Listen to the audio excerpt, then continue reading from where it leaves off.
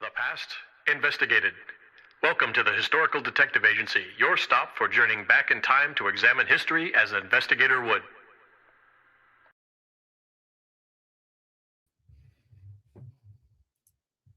Okay, so we had little technical issues, but Michael Yun is now within sight and sound over there in Tokyo, Japan.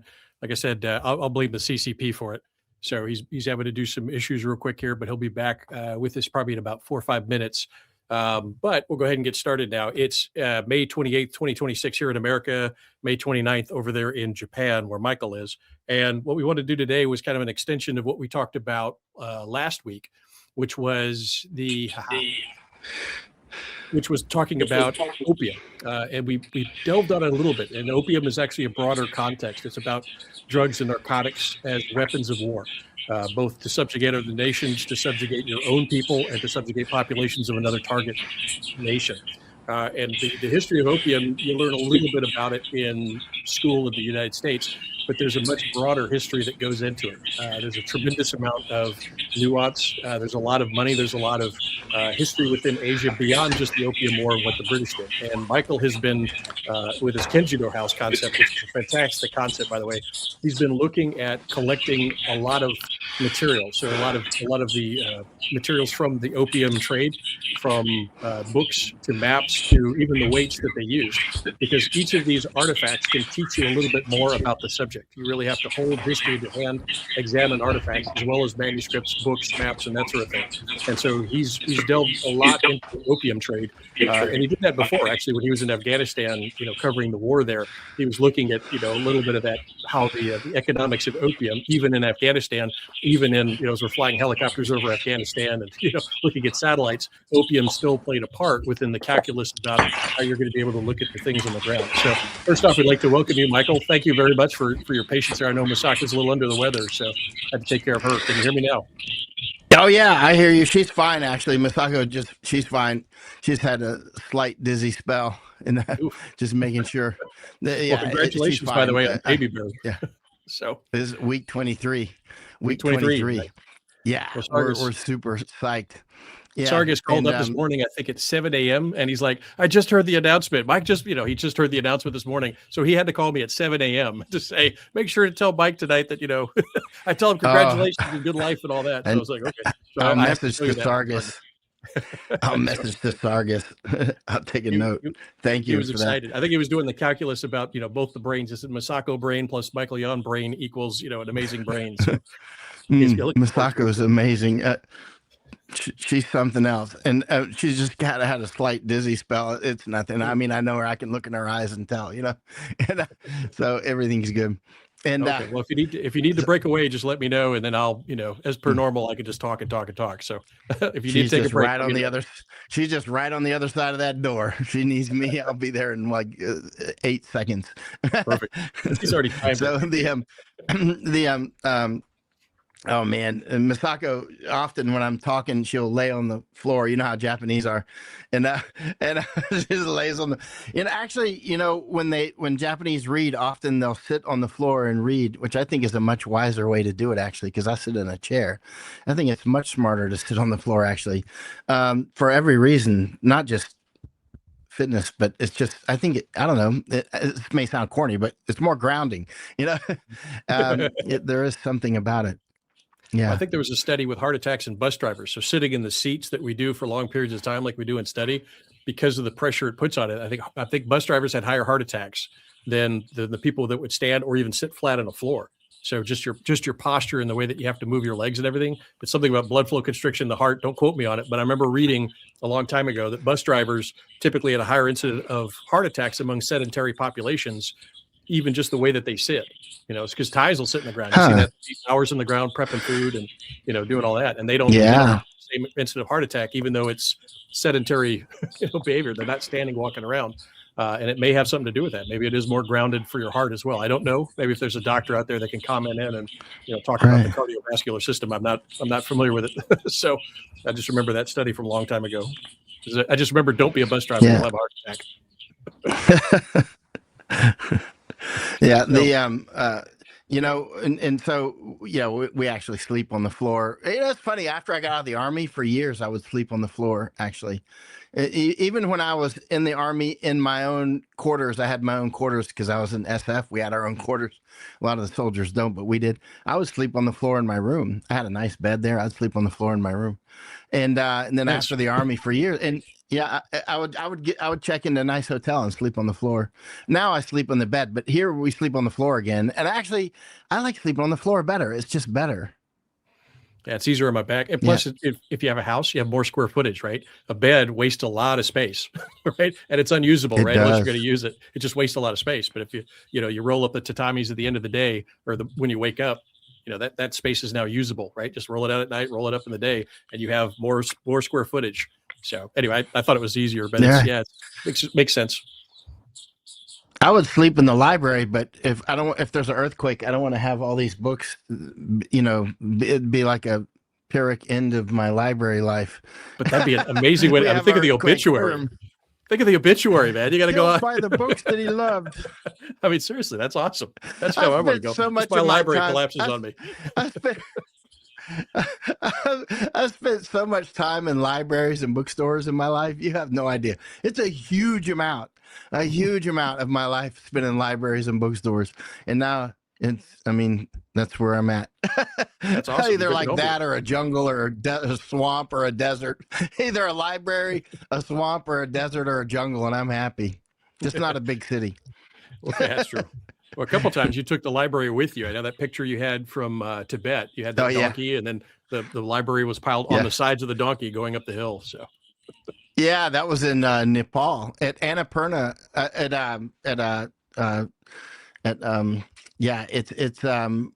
what's the name of it? Torong Pass. It's like 18,000 feet. And actually there was about 50 people died there some years ago. They were going up and so this is about 18,000 feet. It's in the Annapurna range in Nepal. And so they're going up over the pass, which I've done several times. And there was a storm coming up from the Bay of Bengal, and as the storm was coming up the Bay of Bengal, nobody warned them. And because as it comes up the Bay of Bengal, it goes over Bangladesh, and then it goes up Nepal, and then it goes up in those mountains and dumps all that water. Ooh. And it dumped all that water. It dumped as snow. So it dumped it as snow. And so they were, if you get up there, it's a nice path. It's no problem. It is kind of, even if you're very fit, it is going to be a good exercise that day. And that was where you saw me with those books, because I had hired that horse to carry my books. The horse was carrying that Pelican case with the Gators decal on it and going up. But in any case, and so they went up there, and there was one policeman, I think he was English or British or whatever. Anyway, and British, English, not exactly the same. But anyway, I think that policeman, somehow he's like, something's not right. And he warned a lot of people not to go, and they lived. But the others went for it, and they should have listened to him. He was Kenjiro the policeman, let's say. He warned them, they lived. Others kept going, they're dead. It was about 50 of them, and roughly. And some I think they never found, actually. Anyway, I would carry books, and that was before iPads and stuff. No, actually, I hate iPads. I mean, I use iPad all the time and tablets and all that, but books are you and me are the same way on books. I mean, we like paper. I want paper. Yep, absolutely. Especially now with all the manipulation of what's going on. In fact, there was an AI company 2 days ago or yesterday. The news came out. They had digitized a lot of the old books. So they're like, hey, we're going to make it, for everybody. So they digitized them, but they shredded them afterward. So, I mean, they had all these old books, they digitized them, and then they shredded them. I have to look up, which exact company it was, but it was just like, that type of the ability to manipulate information if it's on digits as opposed to paper, right? So if you have an original copy or something, you've got it. You can go back and see what the author wrote. After that, once it's on electrons, anybody can manipulate it. And that's the danger that we face, because it's becoming easier to actually manipulate information and data, even if it looks like an archive source. That's interesting, because how many senses were you taught that we have when you were growing up? 5 senses growing up. Yeah.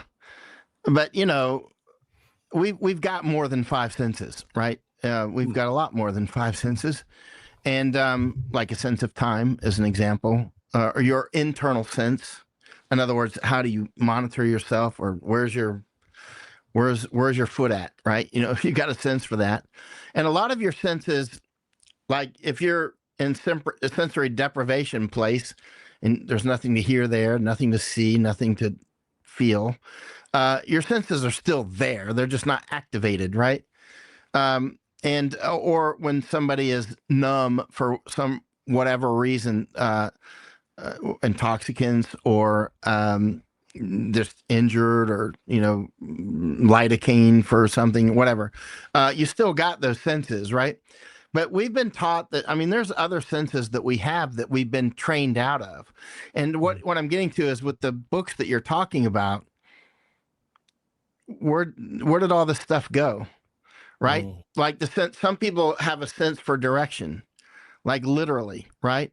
And I used to practice this when I was younger. Actually, I would just try to go, which way is north, and just and try to figure out which way is north. And I was actually right a lot more than I was wrong by far. I don't know if I can still do that actually, but I'll do it a lot. But now keep in mind, you could be picking up cues like the moss grows on that side of the fence, or yada, yada, yada, or you're noticing that the antennas are all facing this direction or whatever. Can be all kinds of, cues, obviously the shadows, so many, and because there's a lot, but that is one of your senses, right? And, but the idea that we have a magnetic sense, I mean, why not? I don't know if we do or not, but what I'm getting to is we were trained at some point to operate on bells and clocks. I mean, bells and clocks. There's a whole art and science behind bells. You go to school. Here's the bell, school bell.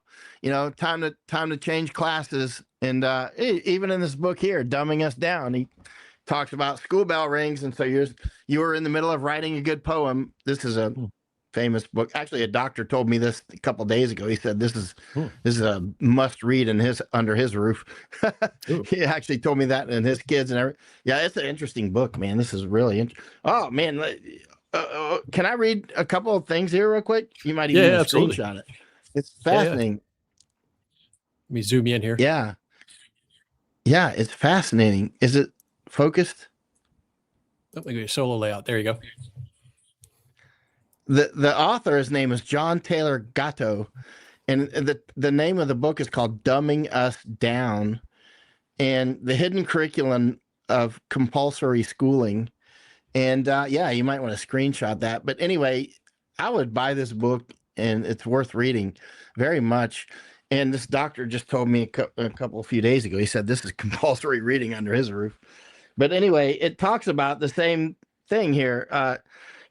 Basically learning by the bell, and it's what Jerry Spence used to talk about. Your Jerry Spence, the famous attorney, and I've read about a dozen of his books. But Jerry Spence talked about that. These schools are basically made to make us just work as to be part of their machinery in the the industrial age, right? Yep. And he used to talk about that. And the thing is, the reason I put a lot of stock into what he would say was because for whatever reason, he had a lot of credibility with me, Jerry Spence. Although I never met him, I read, like I said, about a dozen of his books, but he came across as highly credible. And, he didn't like ring my, alarms off the hook like some of these fake doctors do online and stuff, Yeah. And he would talk about this in his book. He's like, these schools are made to make you part of the machine, basically. And then as I got older, reading more and more, and I'm like, yeah, he is right again. And that's what this guy is talking about too. He's talking about in 1850 they were, he talks about how Massachusetts was the first one doing this. But one of the things that when trying to bring us into being part of he even uses gears, which is funny because I don't know where I got the idea of using gears. Maybe I got it from Jerry Spence years ago. And because every time I see a clock or gears now, I think, here we go. Like you and I were on the border and all these different places. And I'm like, these Border Patrol people, they're just gears and a clock. They don't know what time it is. Just like me, when I was in special forces, I'm a gear and a clock. I'm a gear and a globalist clock. I don't know what time it is. I'm here to free the oppressed. I'm like, actually, you get older and you're like, it wasn't about freeing the oppressed. It was about something, but it wasn't about that. And Yep. and it's true, because we're indoctrinated, not educated. They've stopped teaching people how to. They're not educating you how to think. They're teaching you what to think and what to feel, and that's the Right. curriculum now. In fact, now they're not even so much as rote memorization of facts as there is just feelings, right? So I mean, I've even seen the curve in the last 20 years. It's just emotion. It's a conditioned response for an emotion response. In fact, you don't even have the facts behind it, right? The memorized facts Right. to its conclusion. They just want you to feel. They'll provide you with facts. So that's kind of where we're at now.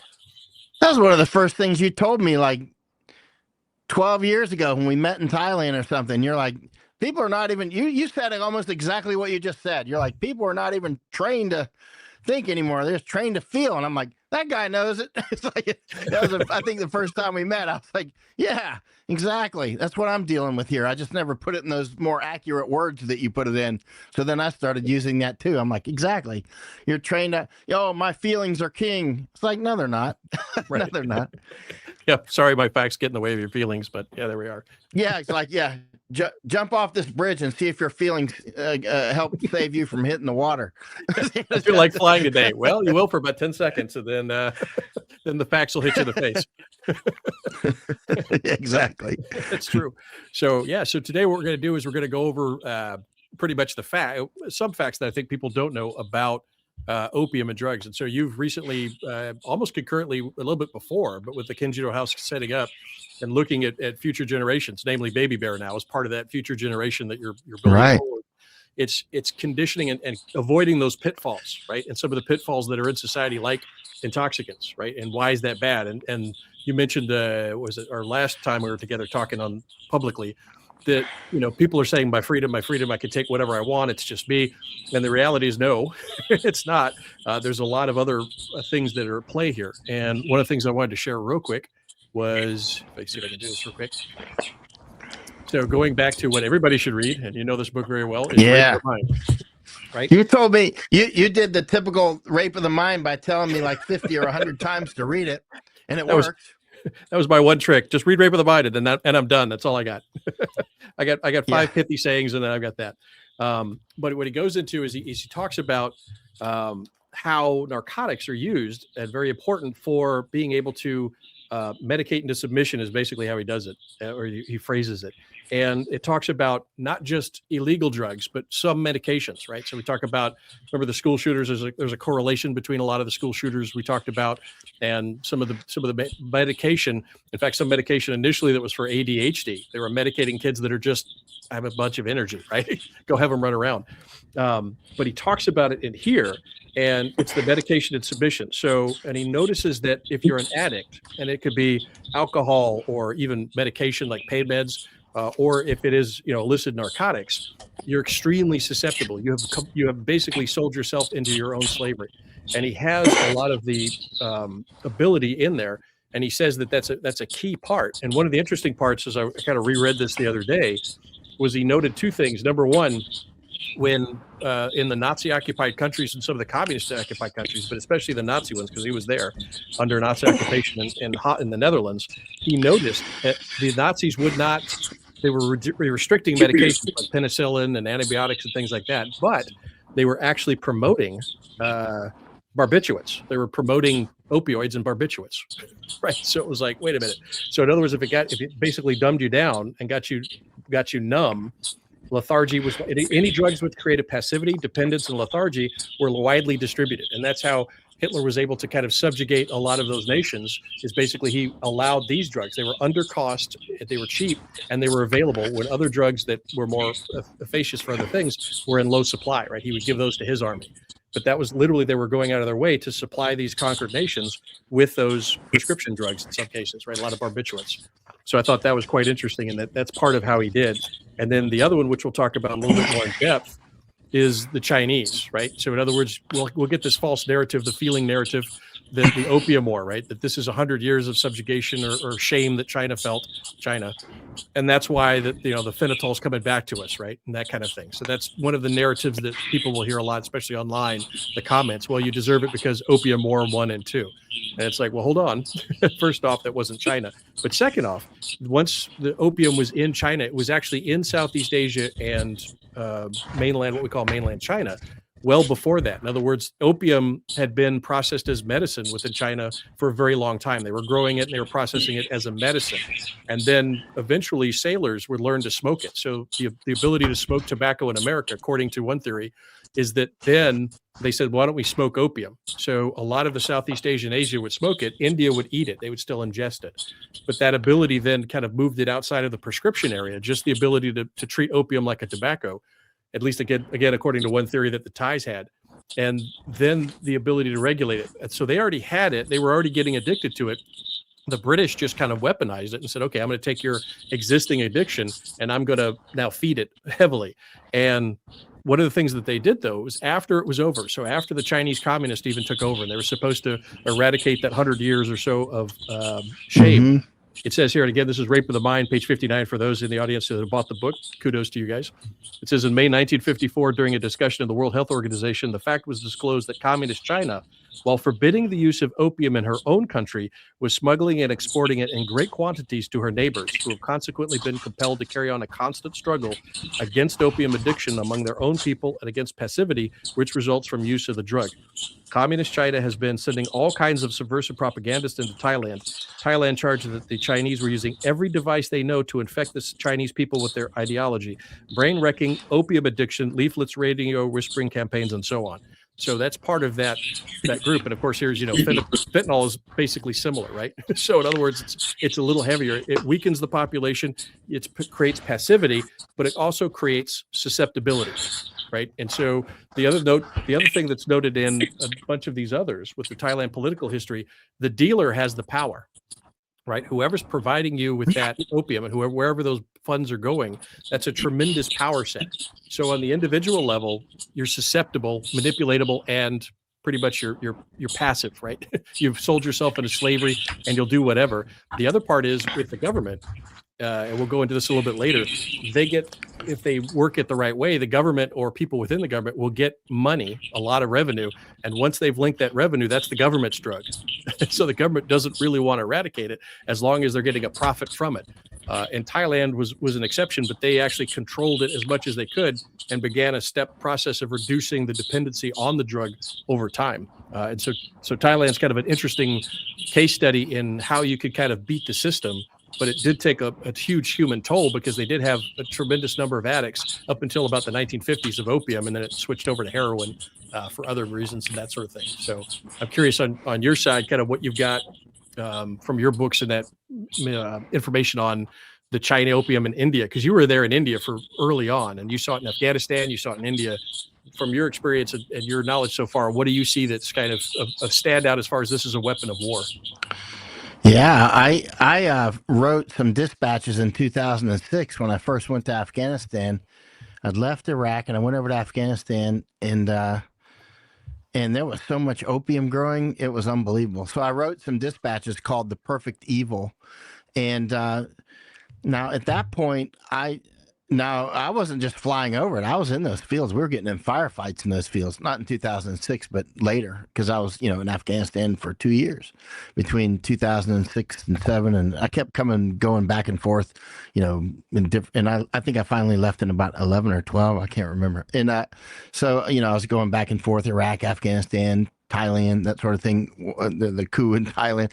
But when I was in India, before I went to the wars, I was in northern India, in that town where the Dalai Lama lives, actually, and I was staying at a guest house, and that guy had huge amount of opium sitting on the table. I photographed it. I was like, "Do you mind if I photograph this?" He's like, "No, go ahead." I mean, this was at the guest house. I'm like, so that's actually opium. Now later in Afghanistan, I saw tons of that stuff. I'm like, actually, literally, and photographed it often. But in India, I mean, it was just amazing. They're still, Actually, I've got so many books on opium and other things like this. This is a book about Persian. This is opium in Persia, and this is an old library book from Durham University. It's fascinating stuff. But anyway, somebody's got notes in here the way you do notes. Look at that, writing in the book like you. And but this is a fascinating book telling about how they're doing it in Persia and all that. It goes on and on. But but I've got so many books on opium and so many books on cocaine and all these different things. It's fascinating. And not only those, but alcohol, cannabis, opium for the masses. Just another one, Opium for the Masses. That must be a popular title. And you know, Commission Lynn and the Opium War. Oh, just got stacks of these things, man. I'll just go through them for hours at a time. I haven't read them all, obviously, because it would take about a year just to focus on the opium ones. But you can use them, synoptically, as how to read a book. You read that book, but these things are. This is an interesting one too. That's more on a larger picture: forces of habit, drugs and the making of the modern world. Actually, when you look at drugs like opium in a larger globalist picture, that's one of the main drivers of making new ships and stuff. And not just that, but alcohol. Look at this guy, Wallace Reed. This was one. Yeah, there you go. Wallace Reed was one of the famous silent screen actors in the United States. He died of opium. That guy, he was like the Bruce Willis of the 1920s. I've got he his already had mother's drugs. book. Oh yeah, man. Oh, he was going on the opium. Like his here he is. Actually, he was super famous. That's Wallace Reed right there. There he is with the girls. And so, he and his mother wrote a book about it. I've got her book as well. She's making an excuse for him. They always do, actually. It's always the doctor gave it to him, and which I'm sure he did. Maybe he did. I have no idea, actually. But I mean, but it's never my fault. but here, narcotics. And then there's so many. I tell you, this is an amazing one here. The Seven Sisters of Sleep. That's amazing. This book. If you can get I have not been able to find an original. This is as old as I could get. But the Seven Sisters of Sleep, this one is the seven main intoxicants. This is from 1860, as I recall, and this is what probably Alice in Wonderland and others were probably got a lot of their ideas from the Seven Sisters of Sleep. The Seven Sisters of Sleep, like the seven sins, from Pinocchio and all that stuff, but from the Bible. But the Seven Sisters are opium, cannabis, Datura, and betel nut, which they use a lot over in India. It looks like nasty, and the mushrooms, magic mushrooms that you see. What's that famous little video game that everybody plays? With the guy Mario with the red hat. Yeah, Mario. I mean, Super Mario Brothers. That's the mushroom guy, right? And Alice in Wonderland, mushrooms. I should have brought one of the paintings. I had a Russian painter actually make a Alice in Wonderland painting. It's a small one because I wanted to use it for teaching. But later on when we've got Kinjiro House. But the point is these things were big in the 1800s and the 1700s, and before. It's not like it just started. It's funny, you and I have talked about this before. The dope heads, the current dope heads, they think they know everything about dope. By the way, this is an opium weight. I got some more downstairs. They're elephants, though, from Thailand, opium elephants. And this is heavy, man. I got some smaller ones, too, and opium elephants as well. But those opium weights, this is a real opium weight. If you drop that, it'll break your foot. But they would use those on the balance scales. Yeah. But the anyway, this is such a huge topic. The dope heads, though, when there's so much going on this morning. I'm sorry, I had pulled everything out to do this podcast, and then some things came up unexpectedly, like about 5 literally things, and serious things. And so the one of the books I wanted to pull out was actually this dictionary. It's the Oxford Dictionary. It's 20 volumes, right? So it's that much dictionary times 2, right? So it's like, wow. So it's like, if you read old books, you need old dictionaries. So I've got a bunch of dictionaries, and this I've got shelves of dictionaries and weights and measures and all that. But when you look at the Oxford Dictionary, and it talks about dope, because young people try to school you up. Oh, you're a boomer. You don't know nothing about drugs. That's the lowest IQ thing that a person can possibly say. I mean, seriously, you got to be a dope head to think that the only people that know about dope is because you're the guy that can roll the best joint. You know what I mean? You're just a moron, right? I mean, seriously, I hate to use those bad words. If my grandmother was here, she'd say, Michael, don't use those words, but let's just face it. And so, but yeah, my grandmother's like, Michael, don't call people morons. And I'm like, well, they're dope heads and they're telling me I don't know what dope is, Granny. And so, but you look at this Oxford Dictionary under dope. It starts on one. Let me just get it, man. I got all these books in the way, though. You're not going to believe this, man. Can you take over? And yeah. I'm sorry. Book after book. I've got probably 50 books on opium and cannabis, and I mean literally, like, and it's fascinating, huge story. Yep. And then while Michael's grabbing that, one of the things is actually we remove this out here. So there's a symbol that he was talking about. It's that little death cap mushroom that they're talking about.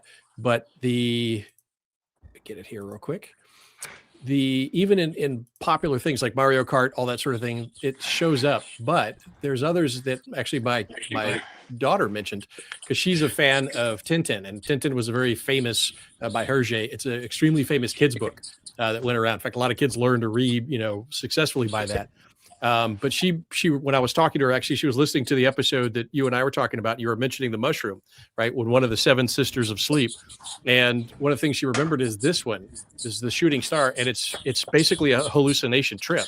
Now it makes sense, right? In other words, if this is a hallucinogenic mushroom, now the book makes sense, because it was an anomaly within the 1010 series about, things grow larger, things grow smaller, like Alice in Wonderland, right? Your depth perception is different. Your scale perception is different. You see colors and that sort of thing. So that's in popular culture, but again, it's that kind of the sensitizing of people to the symbols of it without telling you the detrimental effects in complete total, right? Alice in Wonderland was able to survive all of that. In fact, she kind of succeeded in her hero's quest because she was ingesting the mushroom. She took the vial. She was able to ingest the drugs. She went through basically the rabbit hole, but she came out on the other side, kind of a hero. She rescued the day, killed the queen. But that's in itself a subtle form of propaganda, right? In other words, if there's not a very negative effect with these symbols, you're inculcating yourself that it's not that deadly, right? It's not that bad. So this is one example. Like I said, Mario Kart, you eat the little mushroom and you grow, right? And you get powers. So it is always that which gives you a little bit more power. And then while he's finding the page there, I did want to say there's one comment came over. We can't show comments here because Substack still won't let my software go through on that for comments, but it does come in from Jonah, and he says, I'm not gonna lie, I took maybe 8 to 12 oxycodone for my surgery. Pretty painful. I was laid up for 3 months, got sick just from those. Do not drive when you first get up. Damn, fell asleep. And it's deathly ill for 2 weeks. So even though it was designed for one thing, it looks like he kind of got addicted to it, do that sort of thing. So it's pretty bad. But a lot of it is also, Mike mentioned earlier, there's a pathway, and the opioid crisis that we experienced about 10 years ago has a parallel, and it was in the 1870s, 1880s, and there was a lot of during the Civil War, a lot of opiates were administered for pain relief, and then after the war, there's a lot of lingering pain that guys, because mostly if in Civil War you get injured, it's to a certain degree, they just amputate, right? And that creates a lot of pain over time. There's a lot of pain management with amputations, even in today's wars, right? With blast amputations, the guys are coming back from IEDs. There's a very, very long road to recovery from those, and a lot of pain that goes into just trying to get back to normal. Well, the Civil War had that same problem set after the war. And there was a lot of doctors that continued to prescribe opium because they didn't see it as bad. In fact, laudanum was basically a preventative in some ways that you could relax, right? Just to kind of take the edge off. They would prescribe laudanum, which is an alcohol and an opium. Edgar Allan Poe was famously apparently addicted to opium or laudanum in that form.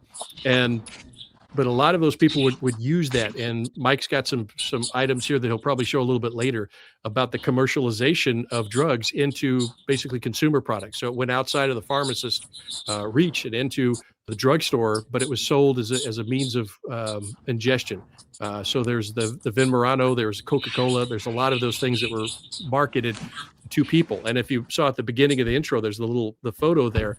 To keep people productive, and we'll show some of that evidence over here that actually was used in Southeast Asia in the colonies, the British and the Dutch colonies.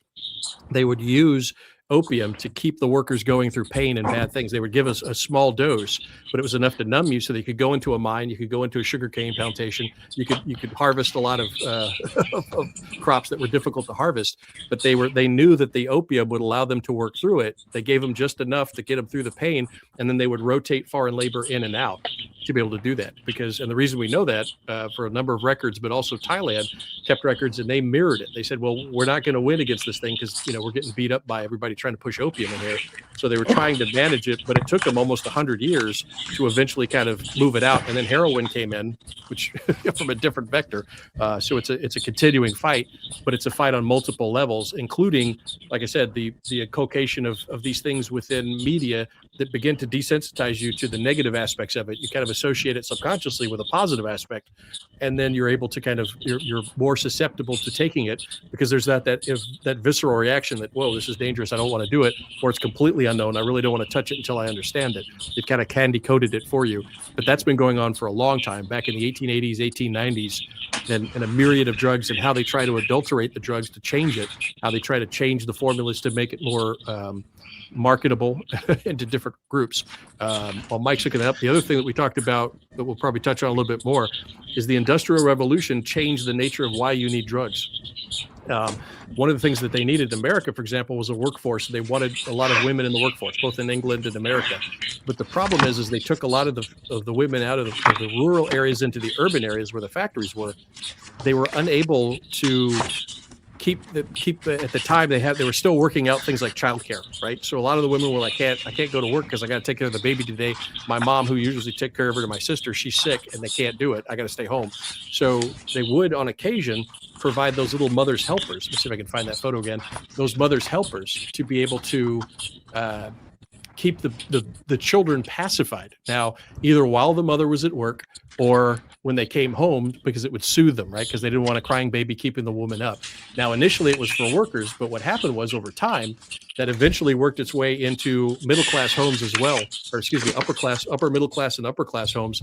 They began to take those drugs just for convenience. So it wasn't even working. And then it became a problem. So once it kind of jumped ship, once your narcotic, both in Southeast Asia, began to jump ship from the intended kind of disposable worker class, if you will, into upper middle class and the upper class especially, then it becomes a problem. Then they have to try to manage it. But again, it's pushing that problem back down into where they can manage a population. So drugs were definitely used internally sometimes in their own populations to manage them, as well as by, like, for example, China did in Thailand to try to create a passive population that's more susceptible to propaganda and susceptible in those ways. So there we go. We should talk about a lot of things. One is where to start. I mean, we've already started, but the definition of dope, definition of dope, because young dope heads who think that, they came on the train right when this stuff started, not realizing they're just the latest little tiny piece of dust floating through the universe. You know what I mean? and that the word dope, as an example, has many, many meanings. And so here's the Oxford Dictionary on dope. Not that I always believe in dictionaries either; those are weaponized. But this dope. Okay, you see how big this dictionary is, right? You see how big these pages are. The definition starts on the lower right here. It's hard for me to pick up. Sorry, I had a problem with the other camera because we had that was one of the issues we had going on. So the definition starts in that bottom right paragraph, right? Let me show you how long the definition goes. Yeah, you'll love this, Al. And it goes this entire page. That entire page is about the definition of dope, and the definition ends over on this page. Whoa. So it's that entire page is dope. That's why when the dope heads are like, you don't even know what dope is, man. I'm just like, go away, child. Seriously. And when I lived in Appalachia, a lot of there's still people out there that'll call this book. Literally just came in an hour ago. It's called The Big Drink: The Story of Coca-Cola by E.J. Kahn. It just came in. I haven't read it yet. Literally just came in. But you and I have been looking at this one called Vin Mariani, right? And it was cocaine wine, of all things, which was invented in about 1860, right about the time this book came out, actually, Seven Sisters. And this guy, the author of this book, does say that Alice's Wonderland, he thinks, was inspired by possibly this book. And that's funny, because I had the same idea, and then that book came in, and but and that author says the same thing, because this is a reprint. I couldn't get the original. And but what I'm getting to is Vin Mariani came out in about 1860. Vin meaning wine, right? And it had cocaine and alcohol in it as wine. And the two popes were pushing it. And a huge advertising campaign for this stuff. Unbelievable. I've got a lot of the material, actually. And then other drinks were coming out. And like Coca-Cola. Coca-Cola was cocaine. That was the coca, right? And the Seven Sisters, by the way, are cocaine, cannabis, tobacco, datura, the magic mushrooms, and opium, betel nut. Did I miss one? Is that seven? And anyway, that's it. So if I missed one, I know what they all are, but if I missed one, but tobacco, cannabis, datura, the mushrooms, cocaine, opium, and betel nut, and I don't think I missed one, but maybe I did. But those are the Seven Sisters, right? So the Seven Sisters, one of them is in here. Cocaine was in Coca-Cola. The cola was actually from the cola nut from Africa, but it was spelled with a K, so it'd be CK, Coca-Cola with a K, but they changed it to CC because it just is more aesthetically pleasing as a marketing tool. But the cola nut is just caffeine, and you can buy those. You can buy them right now online. I bought some recently. You can buy them. You can buy them in a store. They're completely legal. You can buy them on places like Amazon or whatever. So Coca-Cola was actually cocaine and caffeine, right? And keep in mind, back when they were making things like Pepsi Cola, Dr. Pepper, often they were actually, doctors or chemists. That was back when pharmacists were actual chemists, right? And they would mix up, some of them still do, actually. They would mix up the stuff, right? So they were, as you and I talked on the phone recently, that's why they were selling these things in the pharmacies, right? They were selling the soda fountain drinks in there. So Coca-Cola and all these things were highly addictive. That's what they were made to be. And they were sold as, they were specifically made to be addictive, right? I don't know what the secret ingredient is, but what I'm getting to is a lot of so now I've explained about the definition of dope. Coca-Cola, when that first came out, it had cocaine in it. And Coke means all those. Alcohol is called dope among many people still. A lot of Southerners will still say, "Oh, drinking dope," right? And it means like whiskey or whatever, right? And so now in Appalachia, I think when I was there, I spent a couple of years out there. Some people still call Coca-Cola dope from the old days. They call Pepsi dope. All of them were called dope. Yeah, get me a dope and a moon pie, right? And and seriously, I mean, some people say RC and a moon pie, but it was dope and a moon pie, right? And or cheer wine, and cheer wine was just a different one. Actually, cheer wine, I always liked that when I was younger. But it's not a wine; it's just a soft drink. But but what I'm getting to is I think some people probably still call Coca-Cola dope. And if they do, it'll be out in the hollers and maybe in a place like Robbinsville or someplace, right? North Carolina, up in those, backwoods places. But so, yeah, they called it dope for years. So dope has many. Dope is also putty. You can, if you make model airplanes, you buy dope, in those little bottles, They And used to dope the wings. World War I aircraft, they had the dope of the wings. That was the fabric, and you would dope it. So that was yeah, and you can buy it right now for if you work with model airplanes, and it's called dope, right? And actually, eventually, when people started to realize that cocaine and all these things were so bad, that then there was bottles of medicine that were coming out, and it would say no dope. Right. So actually, so you can you can buy some of these old bottles. Like we've got an old bottle of Vin Mariani. It doesn't have any wine in it, but it's empty. But you can buy these things, right? They're out there. But Vin Mariani, which was cocaine and wine, and very popular. The two of the popes were pushing it.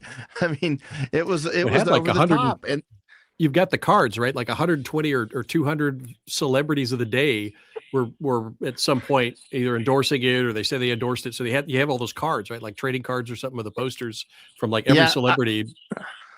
I've got 144 of the cards. Actually, I ordered 144. 118 actually came in. I got it from this London rare bookseller, right?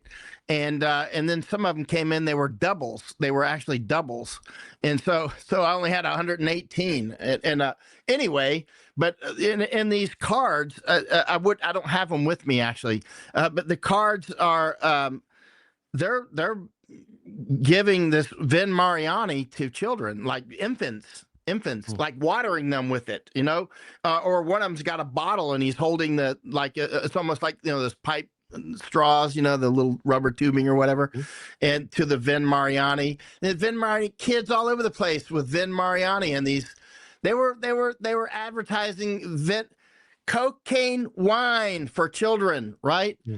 And I put something up that on Substack or somewhere recently, and I think somebody on one of my maybe it was on YouTube, made a comment like, "Oh, you have to do more research. You don't understand. They did the narcotics law in 1913 or whenever it was, 14, because that was when the Federal Reserve thing and all that kind of." I'm like, no. Actually, it's you that needs to do homework. They were doing that because it was destroying entire towns, right? It was actually like napalming towns with cocaine, basically, and opium and Vin Mariani and all this crap. And it's unbelievable the devastation it was doing. One doctor, I found his report I think I sent you that book about the general as an autobiography or as a biography of a general. And they're advertising Vin Mariani. It's a book from about 1888, maybe. It's a biography of some Civil War general. And I've not been able to get an original. But on the counter page, there's the title page. It's his biography, like 1888. The counter page it's a Vin Mariani advertisement, right? Oh wow! So they probably paid to have the book. If you look at a lot of these old books, they called them what was the name of this type of book? But they would be advertisements, like a lot of these children's books, Cinderella or whatever, and they would have advertisements for like drugs in there, right? But that one book I was telling you about before, it starts off with an advertisement for this Vin Mariani in the book. You go back to the end of the book, and there's an advertisement in there how to cure opium and alcohol addiction, right? Yeah. So it talks about this one book this doctor is selling, and I got my hands on that book, so I got that one. In that book, the doctor is saying that cocaine is so bad that you would, if you're addicted to opium or alcohol, because in a lot of these books, like in this book here called The Idol, they talk about what we're talking about, gateway drugs. A lot of the young dope heads are like, there's no such thing as a gateway drug or whatever. It's like, you're a fool. You're a fool. They were talking about this way back then. Right? They were talking about how to do it, right? Like how to get you up the ladder on addiction and then bring you down the ladder to keep you in the cycle. You know what I mean? All these fools that are like, you don't know what dope is. There's no such thing as a gateway drug. Just go to the bridge, man. It's like that is the old game plan, is to get you more and more addicted and then bring you back down, but always keep you in some addiction. They don't care what you're addicted to. They just want you addicted to something that they sell, right? So, but at the back of that book, where he's talking about how to cure opium and alcohol addiction, and there's a book that he sells. I thought I sent you a screenshot of that. But I got that book, and he's talking about cocaine is so bad that if you've got an opium or alcohol addiction, that doctor is saying you might as well just take more opium or drink more alcohol before using cocaine to cure yourself from this stuff. And he's saying that facetiously. He's not saying like really drink more alcohol or do more opium. He's saying just showing how bad cocaine was. Yeah. Don't jump to the cocaine, because there's other people that are trying to get people to use, well, you're addicted to opium. Here, let's try some cocaine. It's like, and so when I published, there was this global, a lot of people wanted to, when you look at when they tried to outlaw alcohol in the United States, and people look at that, they're like, they don't understand. That's how we killed most of the Indians, right? We didn't kill them with rifles. We killed them with fire water. We killed them with alcohol, right? And that was the main weapon, was the alcohol. And the missionaries talk about that all the time. Missionaries are angry. The missionaries are like, oh, they're pushing opium on these Indians. They're pushing alcohol on these Indians. They're pushing all these different, that goes for Formosa. That goes for the United States. That goes for Guatemala. All over the world, they're talking about how they're pushing these drugs on the Indians to wipe them out because it destroys your family. Once you destroy their family, it's just a matter of process at that point. Right? You come in, you give them all give me some beaver pelts, here's some whiskey, right? And the next thing you know, their families are destroyed, take their land. That's it. It's simple, right? Here, let's make a treaty. Here, let me give you a case of whiskey before we do the treaty, right? It's very simple. And it's used today. There's nothing has changed. Yep. In fact, one of the items that were mentioned in this one, this is the ways that are dark. He goes through China. And he was mentioning that even in the opium dens, and this is in the 20s and 30s, there was low cost, but they were hitting it so significantly. And for a laborer, it costs a certain amount, and then they would do 2 or 3 hits a day, right? In the opium dens, they would go in about 2 or 3 times, smoke their pipe before their shift, about halfway through, and then at the end of the shift, they would do 2 before they either fell asleep there or went home. And it didn't seem like much, but over time, it literally bankrupted half of the coolies that were working out there, right? So, like you said, it broke up families because they were going to debt, and then the wives and the kids would have to go out and try to cover down on the debt that was incurred by the addiction to the opium. And he said sometimes even the women would get addicted to opium, right? So in other words, their life was so miserable, they would go into an alley, start hitting on the opium, and that would be a big problem. So, I've got one book here called "The Indian and His Problem." And it's yeah, is this it? And tobacco is one of the big ones too, right? Oh, this is about smoking. But I've got one book here called "The Indian and His Problems."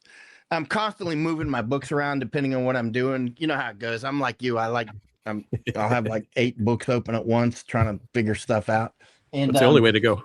It's the only way to go. That's why I got these big tables. I got 3 giant tables, right? Tobacco is a huge one. A lot of people don't realize that. They're like, oh, now he's going after tobacco. It's like, whatever, man. I'm telling you, this is interesting. That's not about drugs. Well, it kind of is. It's about BASF and IG and BASF, IG Farben, but anyway, tobacco. These are all tobacco. But I've got one about the Indian and his problems. I got a lot about the Indians and their problems, and this one book, and it's talking about how basically we should take their land. It's like, hey, they're drunk, and commit them to an insane asylum and take their land. Just straight up talking about it in black and white, right? This is a book from the 1800s. They're like, they're out of their minds. They're basically saying, yeah, because you fed them, or somebody did, fed them full of fire water, and there you go. And it's an old game, man. It's an old game. That's why you see a lot of those CIA dudes. They run bars, right? What do they do? What's that? Pioneer in the what? Bars. Which one's that one? Pioneer Tobacco Merchant in the Orient. Ooh. God, I've got dozens and dozens of books on tobacco. Tobacco is fascinating. Tobacco is its own world. Now, keep in mind, in this book right here, number 2, this is tobacco 1615 to 1698. This one they talk about how the Spanish are adulterating tobacco. Yeah, and they're going. I don't remember which page it is. I won't pull it out, but I mean, this is fascinating here. And actually, this is an old book where it says, and it was, yeah, they were, anyway, it's talking about how, yeah, you keep in mind these companies that were selling tobacco, these big, huge international companies, the shipping companies, they had their own ports, they had their own harbors. We were just in one of those old warehouses up in Hamburg. So, you come up on the ships right to the warehouse. So you might be somebody that's dealing in opium and tobacco, and this comes into your warehouse. It's easy. You mix the opium and the tobacco because you're trying to make both of them addictive. You're trying to make it, you're trying to make things as addictive as possible. So they're adulterating all kinds of stuff.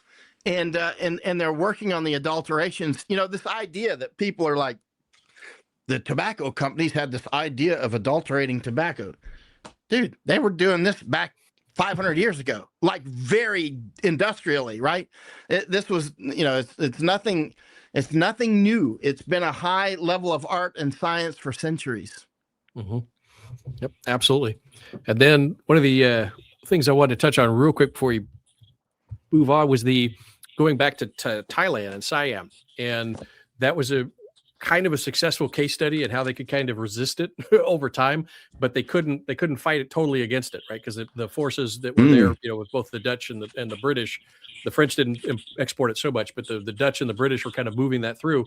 But they had a quandary, right? In other words, they looked at what happened with the Manchus, right, in China, and they said, okay, that might be a problem because after the first Opium War, remember, they were contractually obligated to buy a certain amount of Indian opium from the British. Right. It was in the treaty, right? The treaty is like, oh, okay.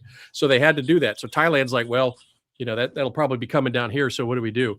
And the history of kind of how this evolved is interesting. And then what initially King Mongkut did, and then later Rama V did, was actually kind of clever in how he had to go about it, right? So, and you'll see some of the parallels that we've got in a number of areas across the world. So I'm just going to go to the book cam here real quick, and I'll read it if I can find it here.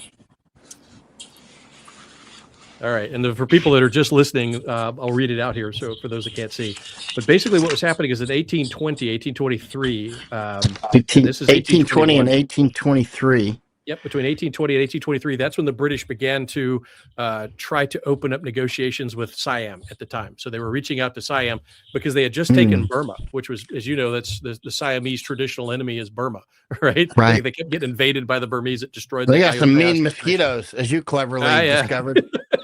All dengue comes from Burmese mosquitoes. The Thais are very clean mosquitoes too. Yeah. Okay. They have a sense for that. The doctors, that's one of the sense. That's the ninth sense, is they can sense a Burmese mosquito has bitten you and given you dengue. So there we go. But basically in 1821, the British began to, and it was the Singapore station was reaching out to, at the time it was Rama II before that. And there was a trader called John Morgan, and he came over to Rama II and said, okay, we'd like to open up trade with you, let's go. And he brought a ship full of cargo with him. Now, opium as a medicinal product had already been in Siam, right? And the Chinese that were going down and the traders that were going down there, they used opium. So it was already in Siam, but it was primarily kind of relegated, and the king knew that was a bad deal. So he was like, they were already in opium suppression at that point. But what John Morgan did was he literally brought gifts down to Rama II. He had a letter of trade. He says, I'd like to sell all my stuff here in the port. And they said, sure. Rama II is the second king.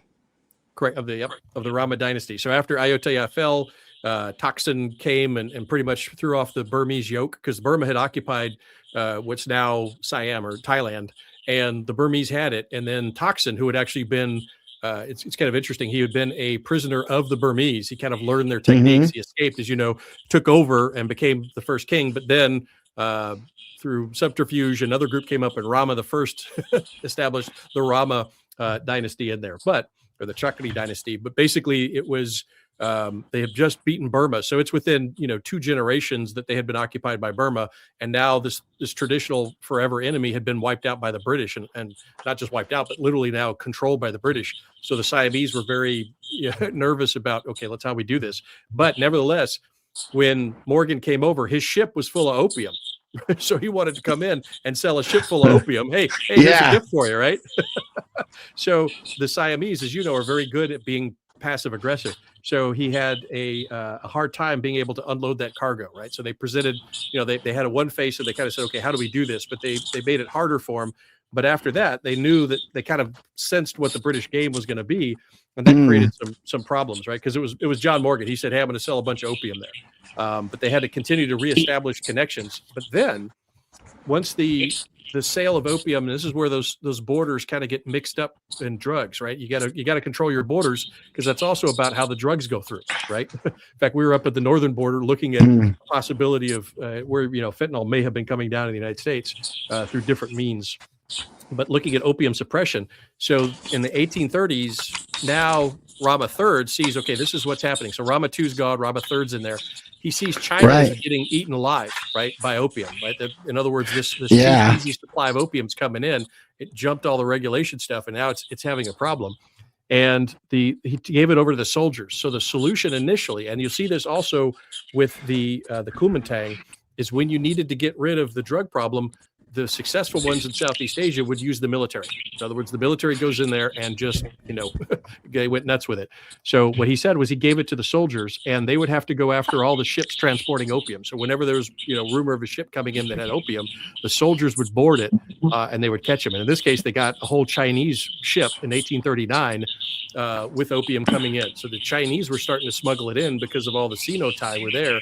And a lot of them that were coming in were addicted to opium.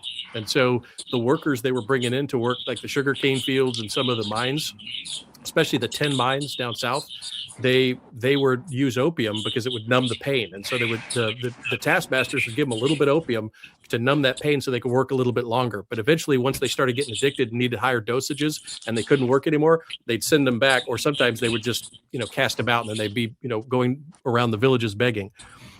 But they began to work on that, and then he gave a free pardon. So he said, look, it's going to be the death penalty, but if you turn yourself in the next couple of years and surrender your warehouses of opium, we won't kill you. So that was Rama III's solution, right? In other words, it's going to be death. And he was actually supported by American missionaries. Now, this is the part that's very interesting. The American missionary group in both the Philippines and in the Southeast Asia was actually promoting the abstinence, right? They were like, hey, this is bad on a social level. They were really pushing it, but a lot of the administrators weren't, because it's a lot of money. Right. So you had this kind of tension between some of the government officials in the embassies and the missionary groups, because the missionaries are like, hey, this is like kind of a temperance movement with drugs. We don't want this here. And so the American missionaries that were in Thailand actually printed free 10,000 copies of the Royal Edict about opium and distributed it.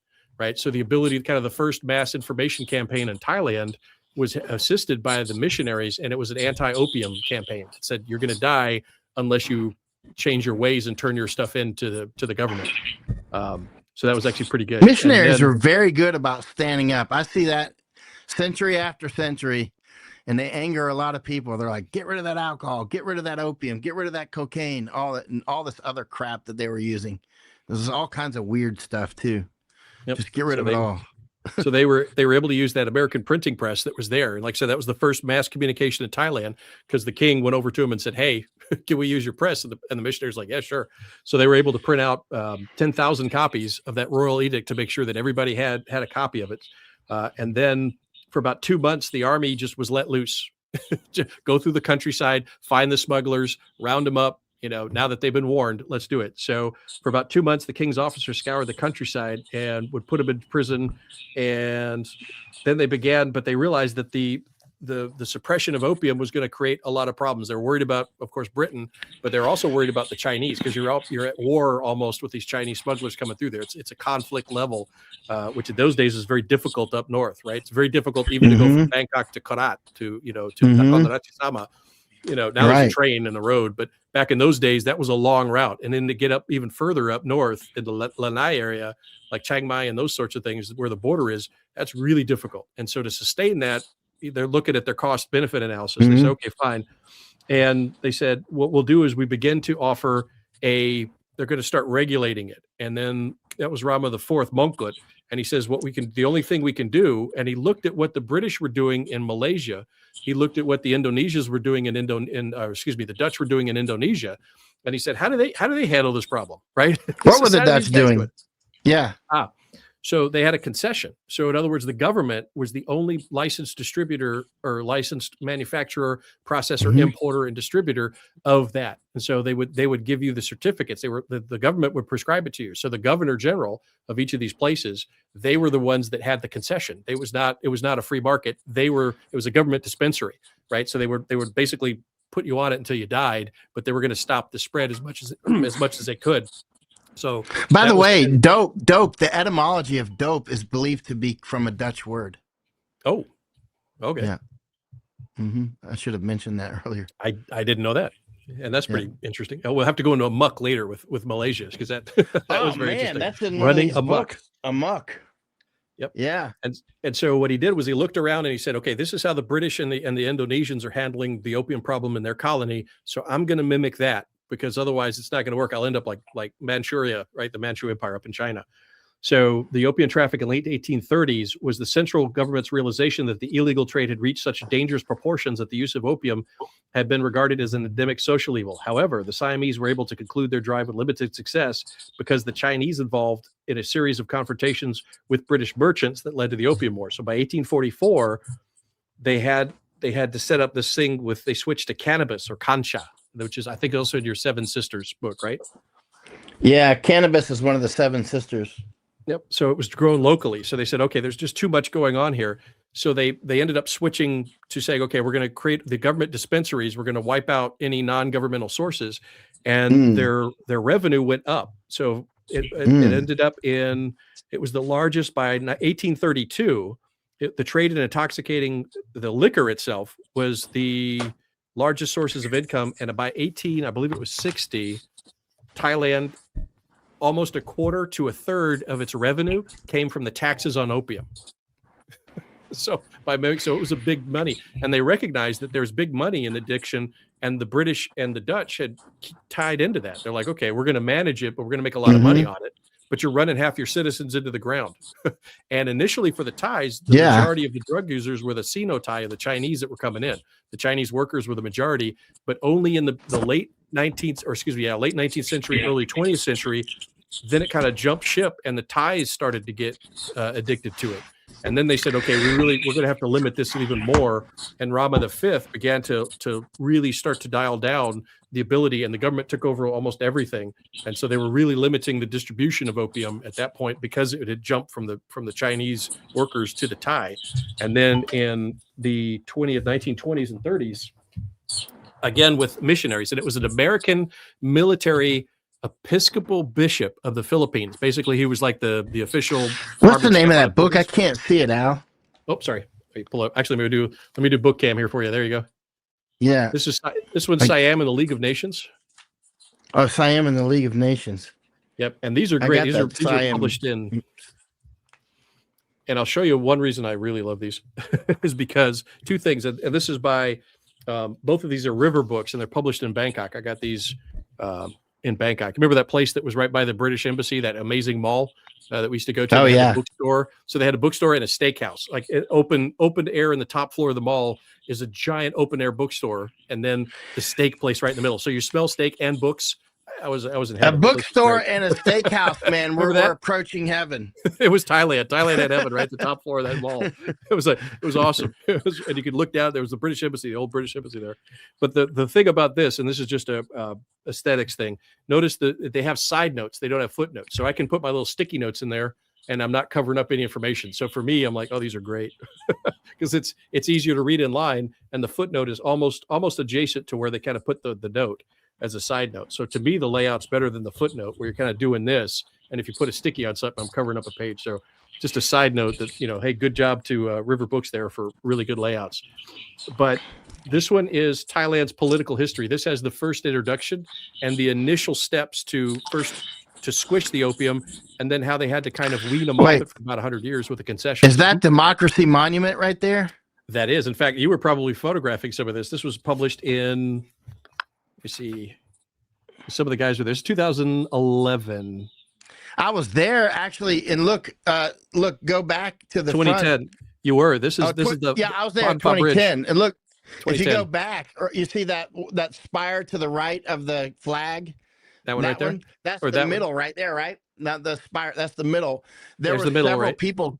Yeah, there were several people killed right there, and so my hotel room is like 100 meters from there, and it got hit with a grenade. My room got hit with a grenade. That was RPG, right? They were shooting from somewhere. No, it was that. Was that the RPG or the other one? It was a M79. Oh, okay. But I had already checked out. But it's interesting because right there they had that attack, and they with M79s and small arms, and then my room got hit. But I had already checked out, and it blew a hole right through the ceiling because I went up to the room and photographed it. But what I'm getting to is, man, the Thailand, its political history is absolutely energetic. Yep. They're real friendly until they're not. Yeah. I love Thailand, man. Thai people, we, as you know, we both call them bamboo people because they're so strong. It doesn't matter what you hit them with. Boom, they're down and they're back up again. But the sad footnote to that is that now with the marijuana plants, all the marijuana business going in there, they're getting mediated, they're getting medicated out because it's gonna tamper them. Because here they'll get angry, right? If you're all marijuana, you don't care, right? No. If you're smoking dope, yeah, I don't care, right? In other words, what used to bring them into the street, what they would push back and say, look, for whatever cause they had, red shirt, yellow shirt, both alternately, as you know, were in the streets and in the airports and protesting all over the place, but they were making their voice heard, right? Even the granny with those chemical warfare eggs, right? It's like, I remember she's that. coming down, she's doing her part, but they had that voice, right? Now that's going to be medicated out, right? That potentially could with all the marijuana, and that might be, might be the They're plan. opening thousands of stores around Thailand now, and cannabis stores, and I call it cannabis, but we've gone in there, and I've got a prescription for it right here, actually, somewhere. I put it. Anyway, I actually went into one of the stores. So they have a guy with a white coat, of course, behind the counter. So when you come in, I don't smoke dope, but when you come in and you want to buy some dope, they literally write you a prescription at the store with the guy with the white coat. So I've got one of the prescriptions here. I'm sorry, we've been moving things around, but yeah, and the thing is it's not. When you call it cannabis, now the dope heads will go, you don't know what dope is, man. They'll start with that, and then they'll be wrong. And then they'll go with, well, it's good for medicinal purposes and yada, yada, yada. And next thing you're doing, you talk bad about ivermectin or something. You know what I mean? It's like, listen, man, it's just a label. They label it cannabis. It may have cannabis in it, but what it's really there for, when you label it, it's the cure. Here, I actually took this water bottle and I use this as an example. It's the cure. Here, okay, this is the cure. You know what I mean? Here it is. This is cannabis, right? It's like, what is it? What's in that crap? You can smell whatever's in there is nasty. Oh, wait, no, now it's ivermectin. Okay, it's ivermectin. Now, if I talk about ivermectin and I go, oh, they could adulter the ivermectin. And people go, what do you have against ivermectin? I said, no, that's not what I'm talking about. I'm talking about you got a big old buffet here and a few drops of poison, iocane powder, right? Mm-hmm. And that's what they're doing with that cannabis. You go into those cannabis stores, there's something in that crap. It just, first of all, even if it was just cannabis, it's still one of the seven sisters. It still dumbs people down. They've known this for centuries. You know what I mean? And then they're putting something in it. It's nasty. It's gross, whatever it is. Yep, I've heard it's a lot stronger. they've definitely done things. And they put the gummy bears over here and they sell it. Gummy bears, and they don't have regulations on how much dosage. But on your labeling they're just calling it cannabis, right? That's again in Rape of the Mind. So again, everybody out there, go get Rape of the Mind. Turn your book to page 46. And then where's my Rape of the Mind? I got two of them. That's good. So you can read in stereo. Right, you can read in stereo. Yeah. That's perfect. Or do one blue, one red, and you got 3D. No, I got one for me and one for Misako. But he talks about, and this is what you talk about, the atomic structure of words, right, and why it's so important, right? Organizational structure dictates outcome. Therefore, You need to label things correctly, otherwise you get confused. And he says, even the symbolic and semantic meaning of words can acquire conditioning quantity. The word traitor, for example, provokes direct feelings and reactions in the minds of those who hear or spoken, even if this discriminatory label is being applied dishonestly. Through an elaborate study of speech reflexes written by one of the leading Russian psychologists, Dobrogev, we get a fairly good insight into the ways in which speech patterns and word signals are used in the service of mass conditioning by means of propaganda and indoctrination. The basic problems of the man tamer are rather simple. Can man resist a government bent on conditioning him? What can the individual do to protect his mental integrity? And he says the secondary stimuli is speech symbols. And so when you begin to confuse those, when you begin to change the meaning of words and you create that confusion, in that void, you now have the ability to be able to insert your narrative within that, right? So, and by creating confusion and isolation, you break your ability to kind of ground, this is a reality and this is what I need to respond to. And you're very open to susceptibility by creating confusion of what's the definition, right? And we've seen that, massively lately. Like I said, cannabis, when they mislabel, and Dad's notes over here, like little things like, when they label, a woman as a man or third gender or fifth gender or whatever, right? In other words, that's confusion, right? And in that confusion, if you're not well grounded, you're gonna be open to susceptibility. Oh, okay, what else is not real? And then you don't know what's reality. You can't ground yourself in that fact pattern, and so it diminishes the opportunity of communicating dissent and opposition. So by calling it cannabis, it's a clear line that it creates confusion and it diminishes the ability of the opposition to clearly go and say, no, it's not. It's freaking dope. It's marijuana. This is what it is, because they're also breaking it with the historical trend that you can look back and see, well, in drug use, where else was marijuana used? It didn't turn out so well, right? So that's kind of what they're looking at. So good call in with that. But again, nothing new under the sun, and it's definitely a rape of the mind technique when you call that kind of store cannabis versus marijuana or a dope house. I'm starting to think we can't even have a conversation without having rape of the mind nearby, because almost everything we talk about ends up going back to this is a psyop, and we need to. I mean, and that thing, like here, this Hell's Cartel. I haven't read this book yet, but this is about IG Farben. This is about BASF. IG Farben was a bunch of big concerns like BASF and whatnot. They bound together and made IG Farben, or as a huge company, right? And they were Hitler's, they called it Hell's Cartel. Anyway, that was a cartel. So BASF, it was called BASF. They changed the name to IG Farben, and then after the war, back to BASF. But they made like heroin aspirin, right? Like, there you go, aspirin. They made heroin aspirin. You can go on eBay and buy an old heroin aspirin bottle. I mean, they'll have them. They dig them out of the landfills and stuff, or maybe your grandmother's got one in the cabinet. But I mean, can you imagine? That would kill your pain. It's the aspirin or the heroin or both. What is it? I feel nothing. It works. Man. I feel nothing. This book right here, speaking of adulterations, this book it's a very interesting book. It's from 1876, right? And it's about adulterating different products. And there's a lot of books from the 1800s on adulterations, actually. This 1876, it's called Food, Its Adulterations, and the Methods for Their Detection. And some of it's here, I'll hold it up, but this is the actual original here. And it's fascinating. And it goes and it talks about honey adulteration and flour and all these different things that are adulterated. But it's funny that all the drugs are adulterated, like cocaine, even as if you need to adulterate cocaine, but they do because, you can make more money when you put other stuff in it, like rat poison, like butter and its adulterations, milk and its adulterations, tapioca and its adulterations, oatmeal and its adulterations, flour, and it goes on and on and on. Chicory, coffee, tea, water, and its impurities. Yeah, it goes on and on. It's fascinating, isn't it? Mm-hmm. And less people think that it's, again, nothing new under the sun.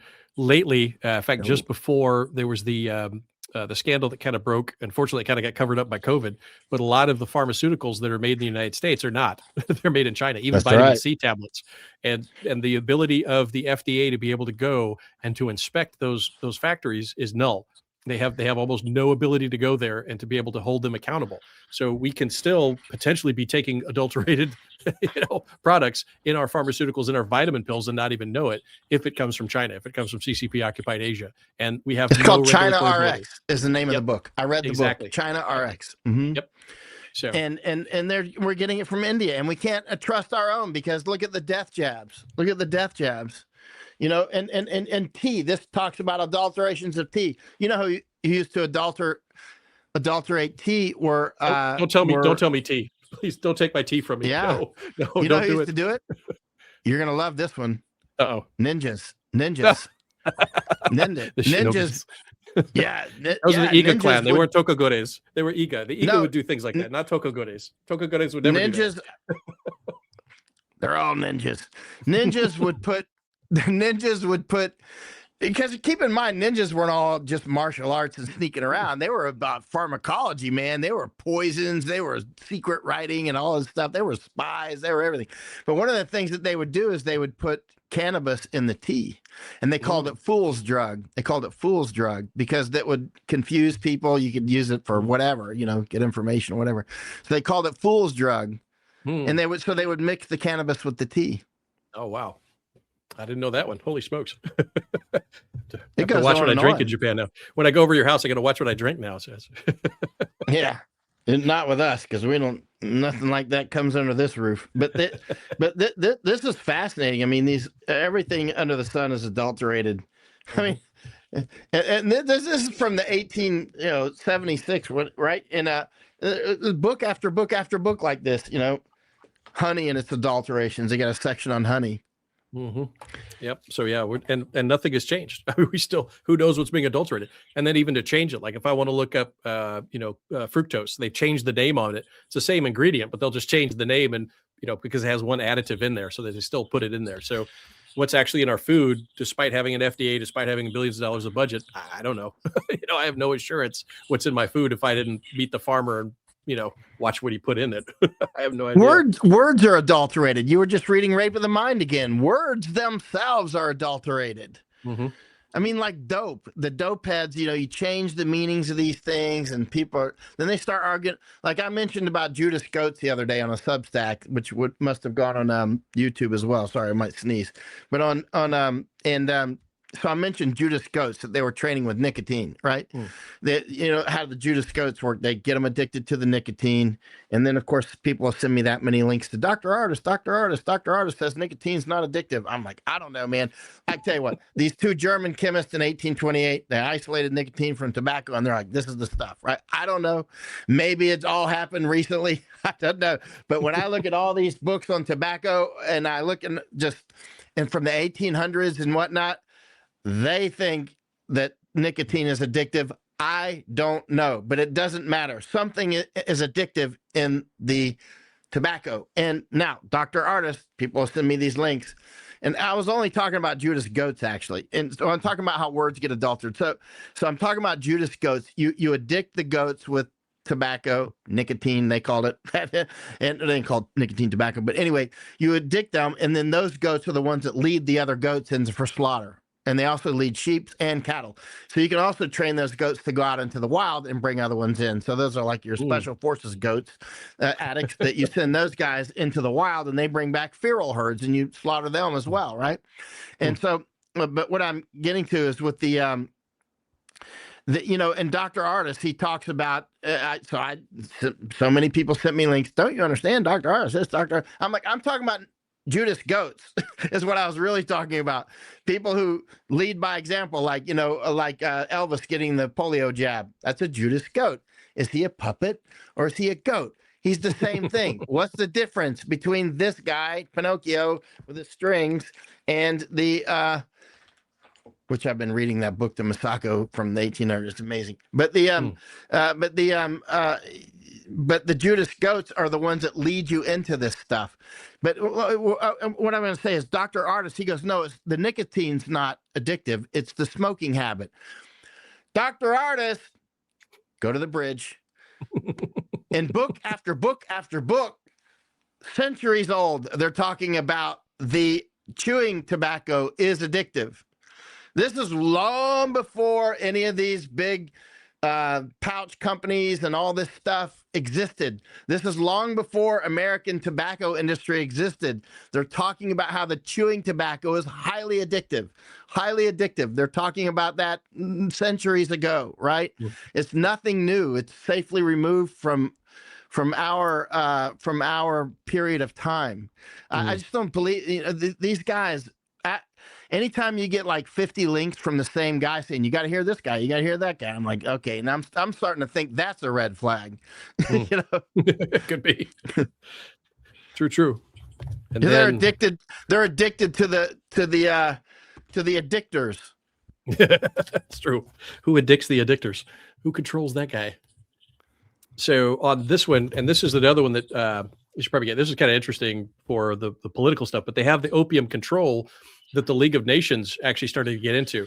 And when you look at the records about who was arguing, which nations were arguing for opium regulation and which nations were against opium regulations. Is that 1925 or 1914 or 10? When is that? Oh, this is from 1920 to 1940. So okay, because they had their meeting in 1925, which I've got that, and then they had another one in about 1914, and I couldn't get a hold of that one. And in 1913, I think, and another one I think in 1910 or so. They were having major meetings on knocking out opium and stuff. So 1909 was the first one, and it was the Americans. 1909. Yep, that was the first one. That was the first conference. So it predated the League of Nations, and it was the first attempt to get international group to stop, the opium, because they recognized it's transnational, right? In other words, one nation trying to kind of stop it at its borders, it's running out of steam, right? You need lots of nations to get together, and that whole distribution chain, the production, the growing, the distribution, and everything, that whole chain needs to kind of get together to stop it. And the first initiative came in 1909. And it was actually headed, that's what I was talking about, was the Bishop of the Philippines, right? And his name was Charles Brent. So he was like the military bishop. He was the Episcopalian bishop of the Philippines. Mm-hmm. That was our property at that point. And basically he said... So another missionary's jumping in saying, stop this crap. And he's the military chaplain. He's the military... Drugs, Yep, he's so the when military it comes to bishop. drugs, those missionaries were heroes, man. They were like, stop. It was like, Yep. Yeah. So he through his pretty much his pushing it, and you got to think from the Philippines. So the Philippines was the only colony in Southeast Asia that banned drugs. Remember the Netherlands and Britain. They said the government will do concessions. The Americans, largely again because of the military chaplain, the bishop. He's the Bishop Charles Brent. He's the Episcopalian bishop. He said, "No, zero tolerance, nothing here in the Philippines. We're not going to do it." Right? And I'm with that guy. I'm with that guy. I'm with him.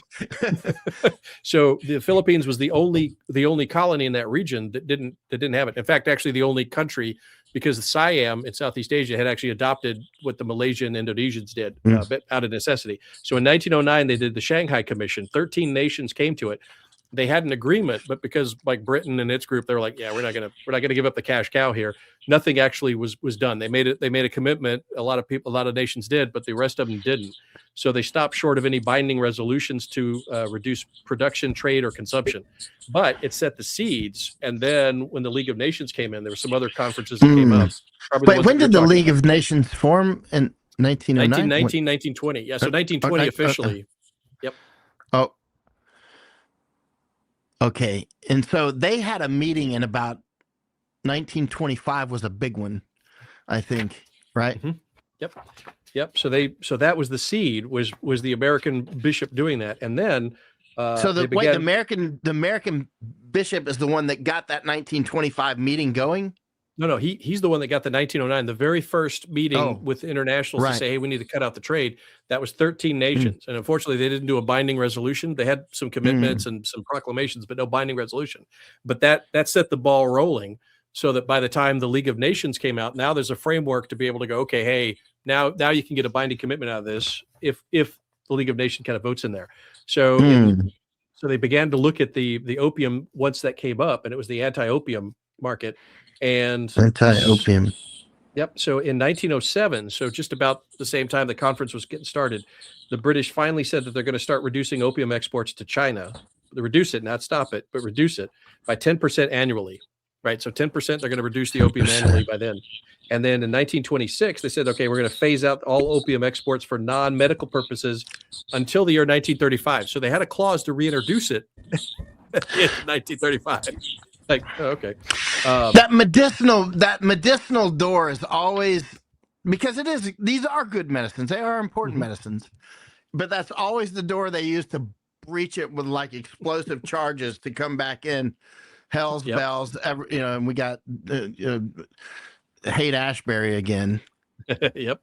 And so after that, once the league starts back up again, and it was mostly some of the second nations like Bangkok, like the United States, even though we weren't a member of the league, we still had tremendous sway in the league because we're funding half of the stuff that would go on, right? We're still dictating economic policy in Europe. That's one of the myths about the interwar period between World War I and II, is that America was isolationist. No, not at all. We were very involved, like, as you know, from the Young Plan and the Dawes Plan, economically for repayments from would have been Imperial Germany, was now Weimar Germany. We were tremendously involved in the League of Nations. We would send observers, and most of the nations would look to the U.S. Delegates that were there. They weren't official, they were observers, and they go, will the U.S. support this, right, through the Red Cross, the American Red Cross, or through other groups? And if the Americans are going to do it, people voted yes, right? So even the Siam delegates, the official delegates, the League of Nations would always ask the Americans, are you guys behind this? And if Americans said yeah, they're like, okay, that means it's going to get funded. All right, there's going to be some group behind it, right? The kind of the birth of the NGO, moving international stuff, right? So that was beginning to form here, when there was a big push to be able to, and it was from the religious groups in America, to stop opium because it was a social evil, a social disease, but it was very profitable. So that put them at odds with, like I said, some cases the ambassadors in these countries, or the representatives, the governors of the colonies, because that's a tremendous source of revenue. So you have this dichotomy. There's a lot of money to be made, but it's a social evil, and long term it's going to create problems. And so that was going on even in this time. And SIAB was a big part of that. And that demonstrated that they did want to wean themselves off of opium, right? So their words in there, they were all in on being able to regulate it, but they said they have to wean it out, because if they go cold turkey, then the bad stuff's going to come through. And they're worried about that sort of thing. But anyway, that was interesting how Thailand managed it. And by 1950, they were gone. The government stopped its concession. By 1950, the government voluntarily said, we're not going to do opium anymore as is within Thailand. It's completely banned. It's completely out of the wheelhouse there. And then they stayed on top of it, as you know, with the anti-heroin, right? So in the 70s and 80s, heroin became a big thing. Oddly, because remember the Kuomintang, one of those armies that we were at that memorial up in Hong Song area. Right? Memorial is a liberal term. I mean, it was really just out in the private, like little almost garage, right? And how did you even find that place? You know me, I wandered and I saw the eyes, because it wasn't on Google Maps at the time. There was Apple Maps, and I think I had Apple and Google. Like neither of them had that as pinned. And I was just wandering around that area because I wanted to explore the river line, where they had some bridge of the River Kwai and the Mekong River's there. So I'm just following it. And then I looked up and I saw a Taiwanese flag, what I thought was a Taiwanese flag. It's Kuomintang flag. And then they had that, remember that memorial was the soldier, it looked like a soldier with the eyes and the artillery shells around it. And I went, what the heck is this?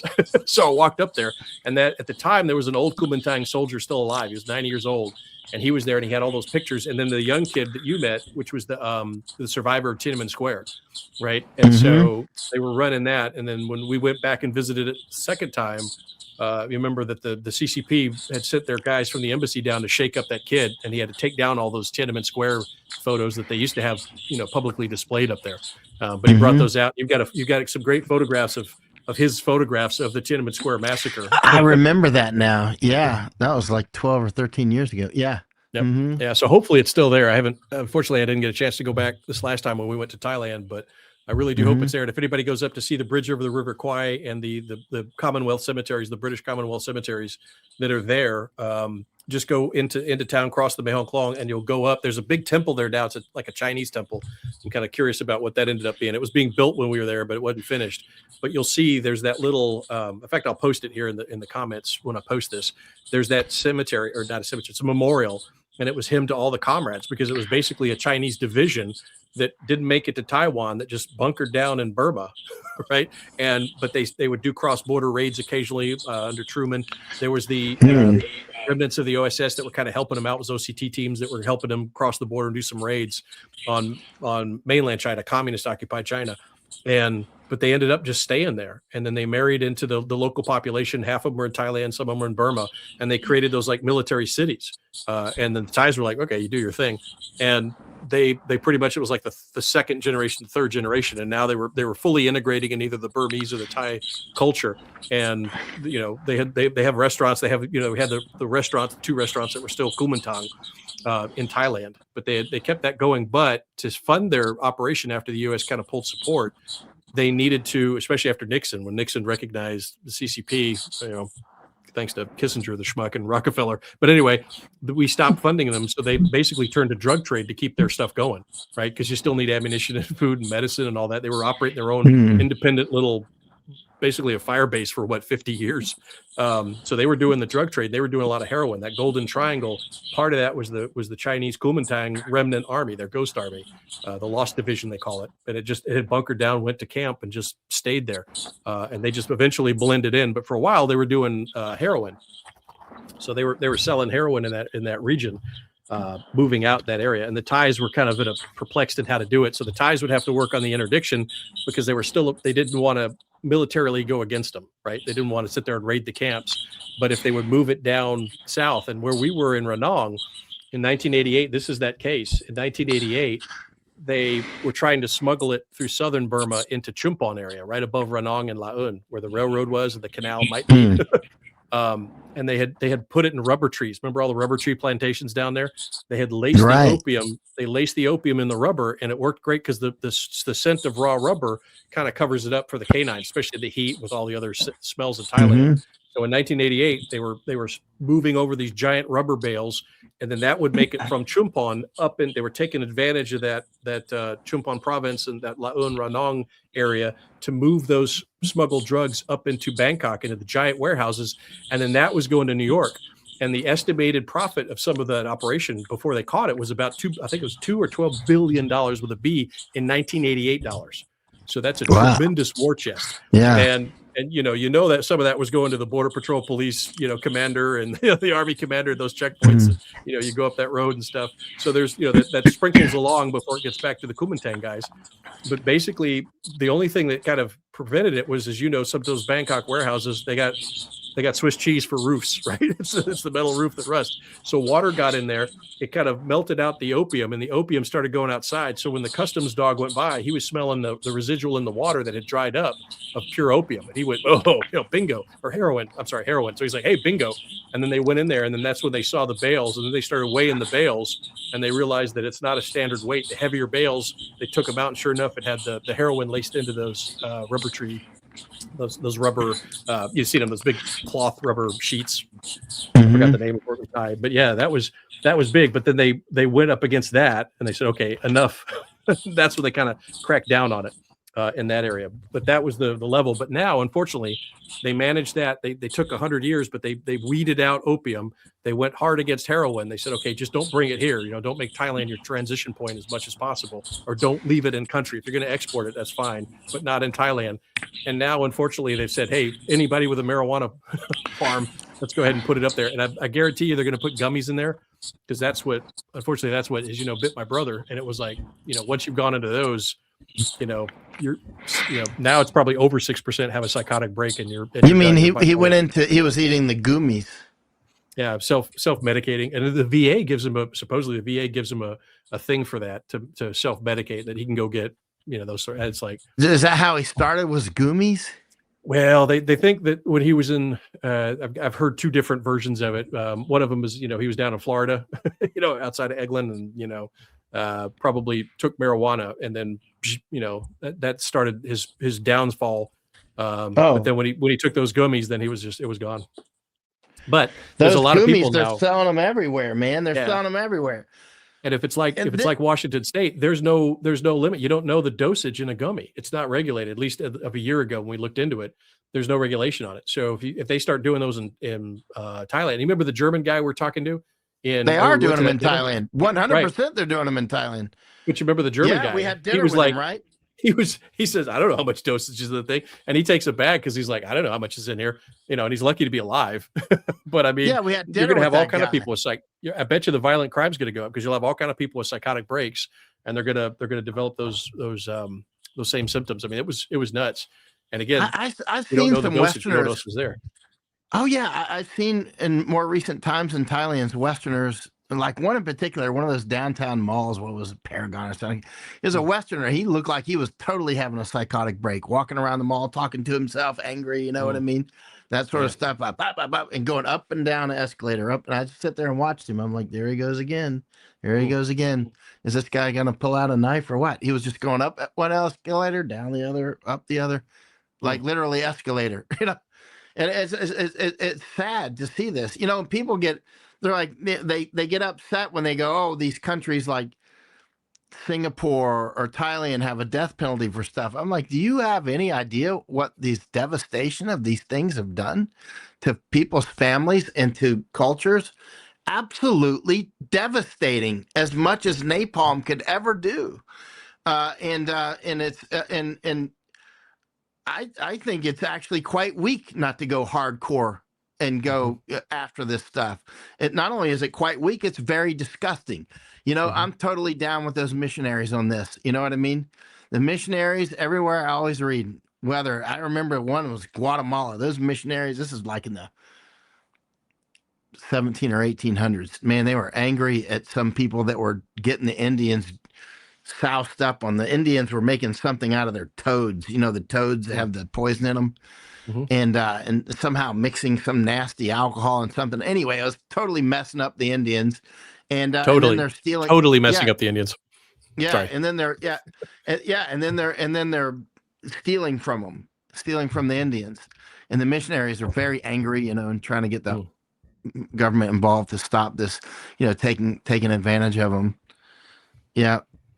But the thing is this is a primary weapon in war, and the Seven Sisters of Sleep. You know how many dope heads? You don't even know what dope is, man. It's like, before we forget, read Amok. Speaking of Amok, read Amok, because that shows the violent behavior even back then for taking some of those drugs. Because you were talking about Amok in I think it was Malaysia, right? Yeah, and Indonesia too. But I've got it on Malaysia right here. I'll read it. Or in Persia, that's where the word hashing came from. Was assassin came from hashing. They would get people on hash and turn them into assassins. That's where the word assassin comes from, hashing.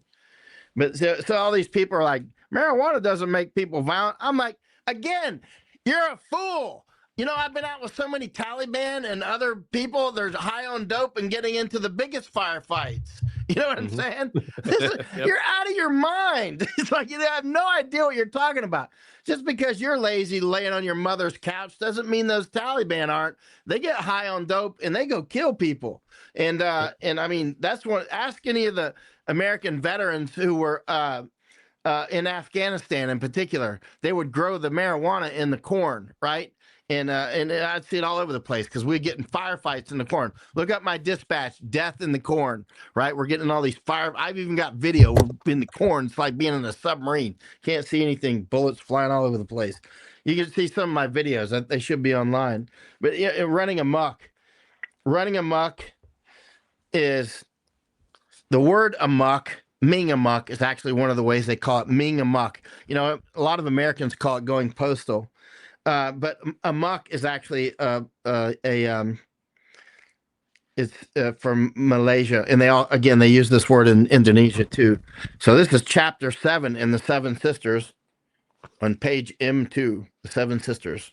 All right, here we go. Chapter 7, Pandemonium, sights of woe, regions of sorrow, doleful shades, where peace and rest can never dwell. Hope never comes. That comes to all, Milton. Okay, here we go. The night side of opium eating and smoking must be seen as well as the bright sunny day. Before we lavish upon its encumens, the words that nobody ever uses anymore, such as some of its votaries. Does anybody even use the word votary anymore? I think it's a candle. No, it's like people that support it. Yeah. That's why, yeah, I read so many old books, but such as some of its votaries have indulged in. Uh, there may be a paradise in which the teriyaki, it's some things, can rise, but there is also an abyss into which he may fall. Lord McCartney. Anyway, let me get down to the part where he's talking about the people doing too much opium. Lord McCartney informs us that the Javanese, under an extraordinary dose of opium, become frantic as well as desperate. They acquire an artificial courage, and when suffering from misfortune and disappointment, not only stab the objects of their hate, but sally forth to attack, like manner, every person they meet, till self-preservation renders it necessary to destroy them, to kill them. As they run, they shout, "Amok, amok," which means kill, kill, and hence the phrase running amok, running a kill. The practice of running amok is hardly known in Penang. That's where you and I went. Al was Penang. When we went to that mission, museum, the practice of running amok is hardly known in Penang or any of the three Straits settlements. Captain Lowe did not recollect more than 2 instances at the place, including Prince Province Wesley, within a period of 17 years. And the last he had heard of, which took place on the shore of Singapore, was many years ago. A man ran amok, or as the Malays term it, Ming amok. In Malaysia, they call it Ming amok. He had gambled deeply, another vice that they get him in. He had gambled deeply, it was said, and had killed one or more individuals of his family. He next dosed himself with opium and rushed through the streets with a drawn kris. A kris is those fighting knives. They use them in Philippines too. He rushed through the streets with a drawn kris or dagger in his hand and pursued by the police. Mr. Farquhar, the then resident, hearing the uproar, went out of his house where the infuriated man was just about to pass it. He dashed at him and wounded him in the shoulder. But a sepoy is a locally made soldier. It's like a British local soldier that the British have recruited. But a sepoy who was standing as sentry at the door received the desperado on his bayonet at the same instant and prevented a second blow. Received him on the bayonet. Sounds like an officer wrote that one. Yeah, exactly. Received him. The way Southerners say it, stabbed him and stabbed him. Captain Beekman was told of a Javanese who ran amok in the streets of Batavia, which was Jakarta, later called Jakarta, and had killed several people. When he was met by a soldier who ran him through with his spike and also stabbed him. But such was the desperation of the infuriated man that he pressed himself forward on the pike until he got near enough to stab his adversary with the dagger. Then both expired together. Yes. There you go. Wow. Expired together. It's so poetic. Again, there was can I say something? About amok? If you go on like YouTube and look up amok, you might find some videos, which I've done in the past, of people going amok and down in Malaysia or Indonesia, and you'll see that the cops do everything they can to like catch them with nets and catch them with those poles and stuff and try not to kill them. I mean, they'll kill the chickens and the cows and the kids and the grandmothers. They'll kill them all. But the way that some of the locals look at it is they've just got an evil spirit in them. If you can get that evil, and they do, they got these drugs in them sometimes, right? And if they can just get the evil spirit out of them, they can go back to becoming a farmer again, right? So going amok if they're running amok at the time, you can see they're killing them. But if you look, you'll see them trying to catch some of them, like real videos, in situations where U.S. law enforcement clearly would shoot them. They're still trying to catch them, like armed guy with a knife type stuff, and they're going for them. But yeah, so running amok. There's other cultures that have those words too. They just have they're in different languages they call it different things. Yep. And then going back real quick, let's see. I've got you mentioned the corn over there, the death in the corn. Part one. So one thing I want to let people know. So Mike has two sites. One is his Substack, which is all the latest and greatest, kind of what's going on. But if you want to see his older work, for example, in Iraq and Afghanistan, and I think some of them from Hong Kong are still in here, go over to michaelyon.com. And that's a lot of his archive material in there about the war, especially like when you were with Deuce 4 and running around Afghanistan. And then when you were embedded with the British, I believe. So a lot of this that he was talking about is here, and some great photography. I mean, some amazing photography in there. Yeah, I made all those photos. You should see some of my firefights out in the corn on video. And that's Opium right there. Actually, There it if you is. go back, that is Opium, but go back. You see that big pile? All that brown stuff? That's Opium. I mean, I wasn't looking at it from the helicopters, man. We were in firefights in the Opium. That brown stuff is Opium, and that's corn on either side of it. Right? And it's interesting. And So they embedded the opium and they surrounded it with corn. they're just putting it out there for some reason. I don't remember why. They might use it for fertilizer or something. I don't know what they're doing with it. But they weren't hiding it, and they grow opium like Wizard of Oz. I was out in that opium all the time, and we were getting in firefights in that corn. I'm telling you, when you're in that corn, it's like being in a submarine, I think, because you can't see very far around you. I mean, you get into these firefights, there's bullets flying everywhere, corn stalk. It's a little bit close. Of course, I'm on the ground. But actually, in some of the video, you can see I'm running behind the British soldiers. I was a lot skinnier then. We run into this one compound. We're in a firefight, and you can hear the audio, bullets flying around. We go into this compound, and I've got the video running so you can hear it on the audio, and there's these big sunflowers, and we run it. I had been in so many firefights at this point, just unbelievable numbers. So we run into this compound, which is a Afghan house, and we run in there. There's these big sunflowers, machine guns are shooting all around, explosions, and I'm saying, look at this incredible sunflowers. And at some point, I was looking at people looked at the video later. They're like, you've been in too many firefights. You're talking about sunflowers. There's like machine guns shooting all over the place. Then I walk up to the roof, and they're shooting up there because we ran inside the compound. And there's these beautiful sunflowers. I'm like, look at the sunflowers. Go up on the roof, I'm still in the firefight.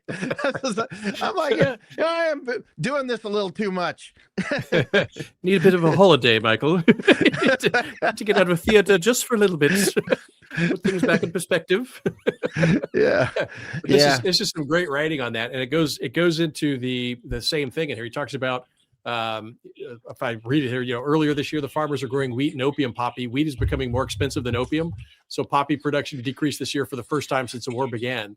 I forgot about that.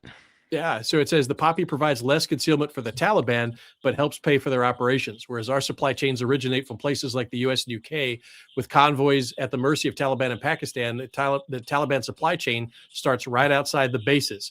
In addition to terrorist and criminal interdictions of convoys, the Pakistan government can, on a whim, shut down most of our logistics convoys. The vast majority of U.S., NATO, ISAF forces and contractors support logistic functions, with a relatively small number actually fight. Meanwhile, the Taliban support logistics functions are organic. The corn grows 20 yards from the place they eat it. The farmers can double as informants, hoteliers, and fighters. So it's pretty good. I actually like the Afghans a lot, actually. But, Anthony Rubin just sent me a message. Anthony Rubin. That guy, Anthony Rubin, is unbelievable. He just sent this message. I'm going to tell you. Hey, Anthony, we're talking about you. We're live on Al's channel. Let me read the message. I'm going to read your message that you just sent. All right. Anthony, this guy is... He was down doing some extremely dangerous stuff recently. I'm going to let him explain it. It's unbelievable. I was tracking him. And so he just sent this message, quote unquote, this is self-destructive on a cultural level, such as thinking a bar is a great place to meet a wife. And he says, apparently I wrote that somewhere because he's quoting me. And he said, wise words that should be engraved somewhere. Yeah, exactly. Anthony is an incredible stud. That guy, and he talks bad about drugs all the time. Anthony Rubin, he's still very young. And I told him this last week or so, the experiences that he's building in Africa and Europe and Darien Gap and recently, and I'm going to let miles him from explain where he's been SpaceX, miles from he SpaceX in Mexico. he got kidnapped and all this stuff. He got, him and his brother got, attacked by Africans in Paris, and all this crap. But the experiences that he's building, because he's super smart. And, when he, as time goes on and he keeps, filling out his experience level, his experiences are going to be incredibly valuable and incredibly important. Yep. I'm trying to find it. If you guys want to see him, he's over on Muckrakers. He's got an X channel and he's got a site. So Muckrakers is the site that he does, and he's really, really good at like I said, going out there. And you met him in Los Angeles the first time about 4 years ago or something like that, or 5 years ago? He wanted to go to the Darien Gap. He wanted to go to the Darien, and I talked with him and chatted with him a little bit because there's a lot of people want to go out with me, and I'm like, nope. 99% I can't take. But with Anthony, I'm like, I'm smelling promise here, and so I took him down there and took him all over the place. Next thing you know, that guy took it and ran. So he ended up getting that document in Mandarin in Los Angeles. He got it translated to English, 200 pages, and it had all the places where the Chinese are staying in the hotels and buses they're getting on and how they get through the Darien Gap. So he flew down to Ecuador, stayed in their hotels with them, went through went through the Darien Gap with them, and then he ends up in Mexico. Well, he met us in Guatemala, if you remember that. And then he took off from there up to Mexico, got kidnapped, nearly got killed. And then he ended up, and then as soon as he got just released, inside of SpaceX, he could see the launch pad, right? When the cartel rolled him up. Oh yeah. He could see the launch pad from the Mexican side.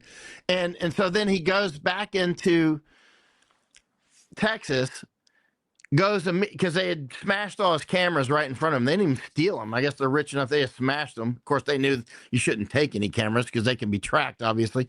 But and Anthony and his brother went right into the United States, bought new cameras, and went straight back to Mexico. I mean, he's a serious man. Him and his brother too, Josh and Anthony.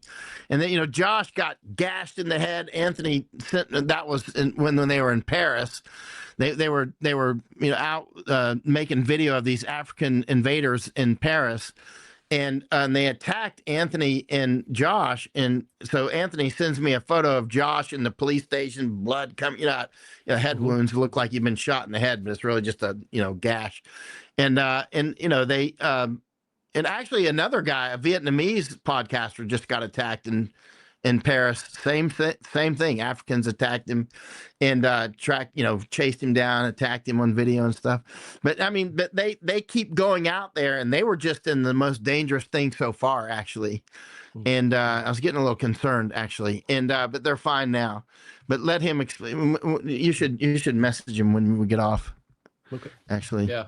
Yeah, it's good. Glad he's alive, actually, with that one. So, what's that? I'm glad he's alive, because it was very, very up close reporting. That's pretty impressive. A little too up close. Yeah. Yep.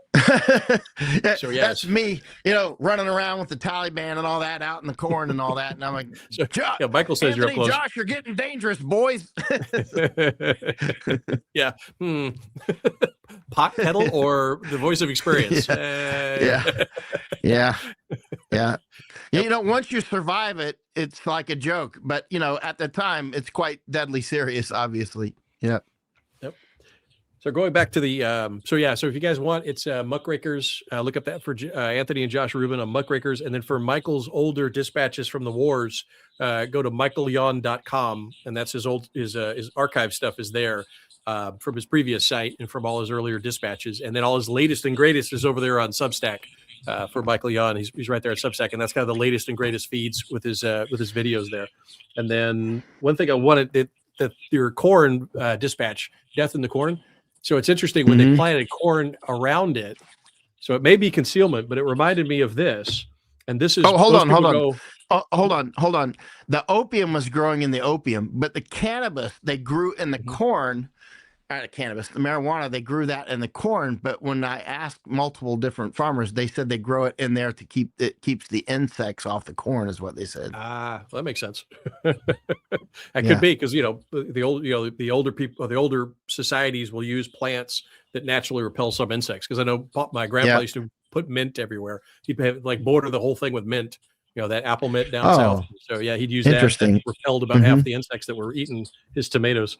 But that did remind me though of this, and this goes back again to the opium and the funding of, like I said, the Taliban. It provided less concealment, but it funded their operation, right? In other words, the funding of this drug operations, we can't ignore that as well, right? In other words, where's the money go, right? So if you're buying money from any CCP operation, you're funding CCP, right? So where's that going? And the CCP, the fentanyl is not new.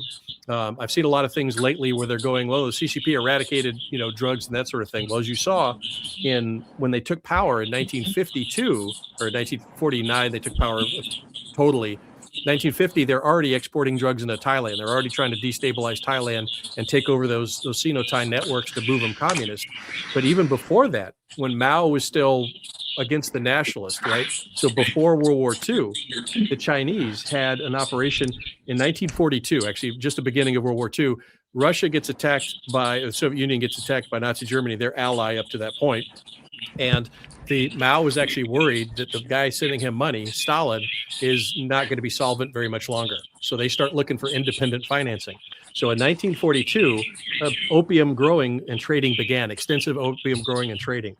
To a small circle, Mao dubbed his operation the Revolutionary Opium War. In Yan'an, opium was known by the euphemism Tehua, special product. When we asked Mao's old assistant, Shijie, about the growing opium, he answered, it did happen. If this thing gets known, it's going to be very bad for us communists. And it keeps going on, but they would grow it. They would grow sorghum around their opium so that if you looked at the field from, eye level, it looked like sorghum, right? Because sorghum grew a little taller. So people would think, oh, it's sorghum, but in the center of that would be opium. And they actually would put it on the premium land to the detriment of food crops, right? So a lot of guys, the caloric intake went lower in Yan'an because they focused on growing opium rather than food crops for the people that were in their area of control. So, and it was 30,000 acres of the region's best land. So this wasn't a small operation. 30,000 acres had been dedicated to opium. And then just north of them, they had actually worked with a Kuomintang general who also dealt in opium. And so the Kuomintang general, they would just sell it to the Kuomintang, right? In other words, they're supposed to be enemies. They're like, I'll sell you opium, right? And then that Kuomintang would send it behind the lines in the Kuomintang areas and sell the opium. The amount was amazing. In 1943, the Russians, so their allies are like, the heck. The Russians estimated Mao's opium sales at 44,760 kilograms, worth an astronomical 2.4 billion fabi, or 60 million, which is about 640 million today. Right, so it's not a small operation. So the funding for the CCP, they always say it's the peasants, it's the revolution from below, it's all this.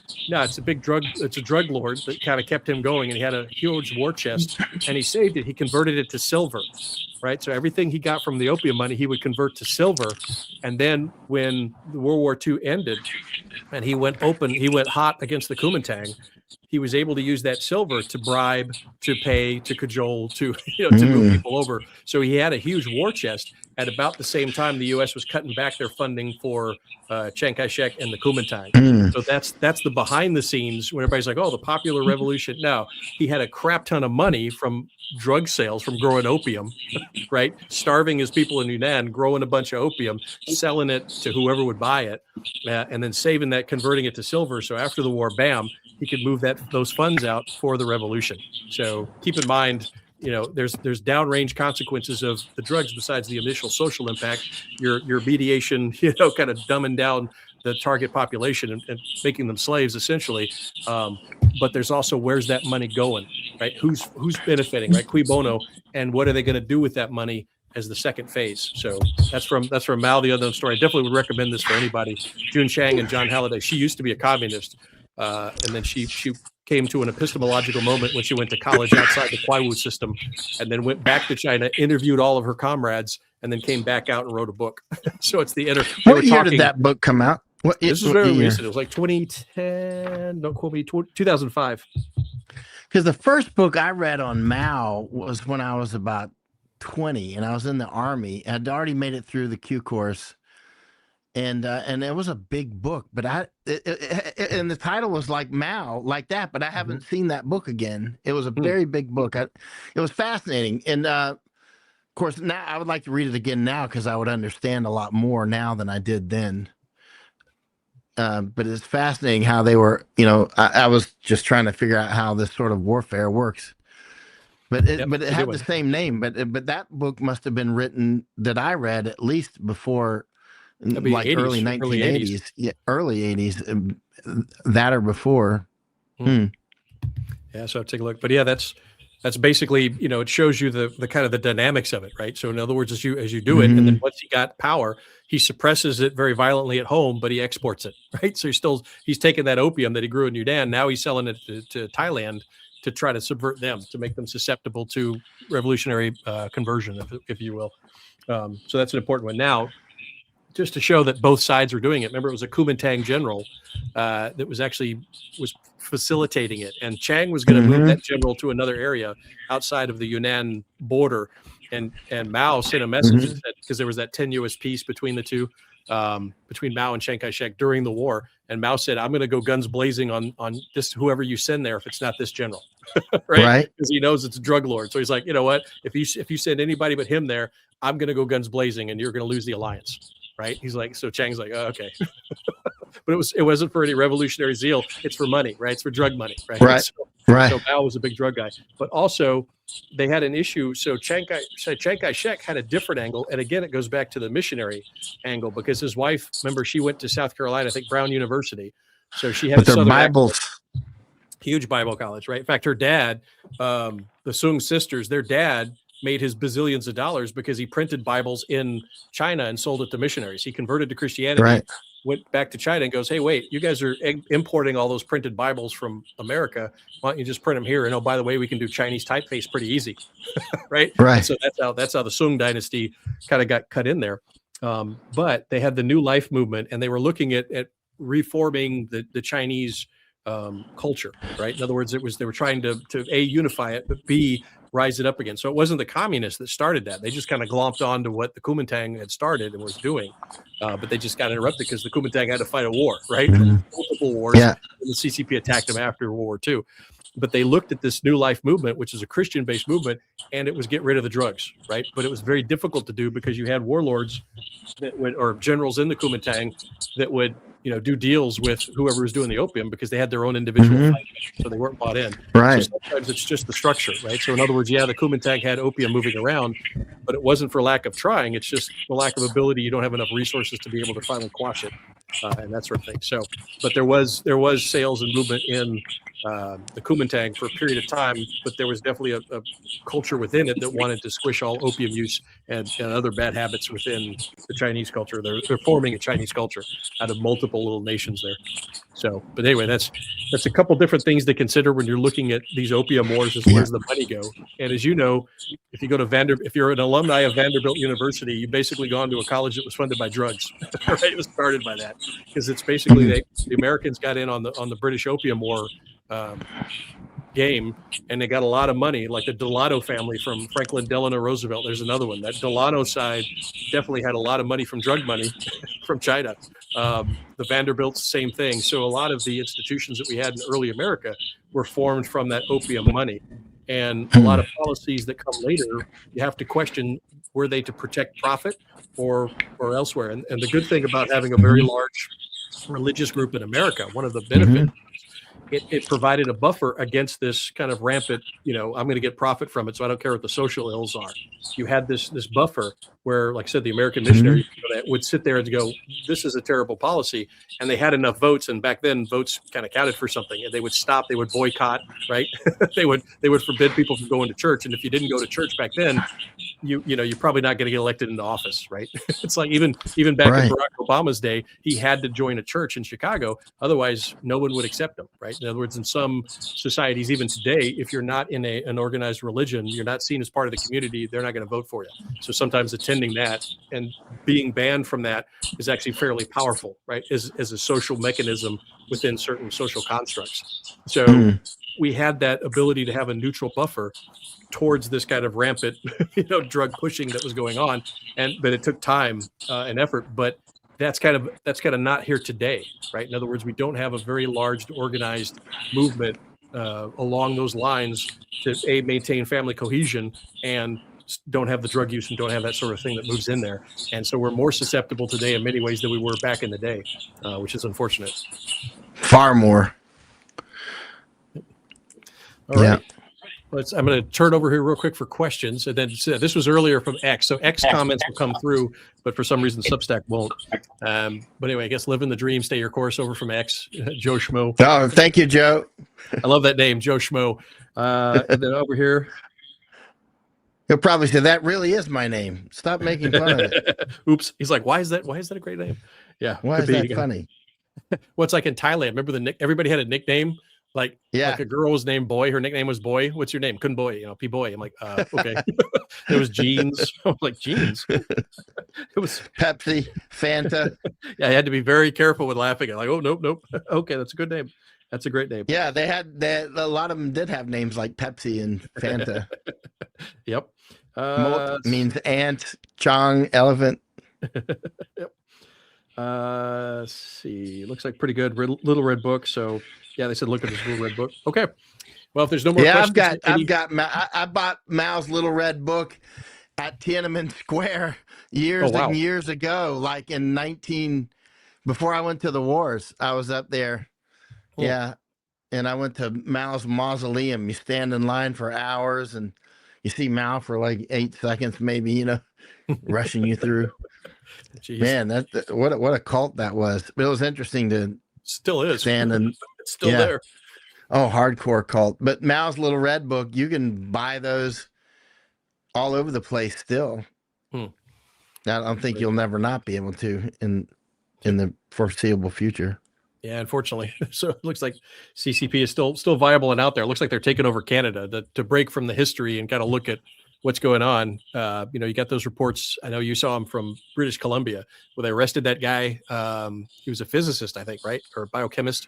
And then they arrested him because he was exposed. He was doing what Muckraker and you do. He was exposing these are CCP illegal police stations.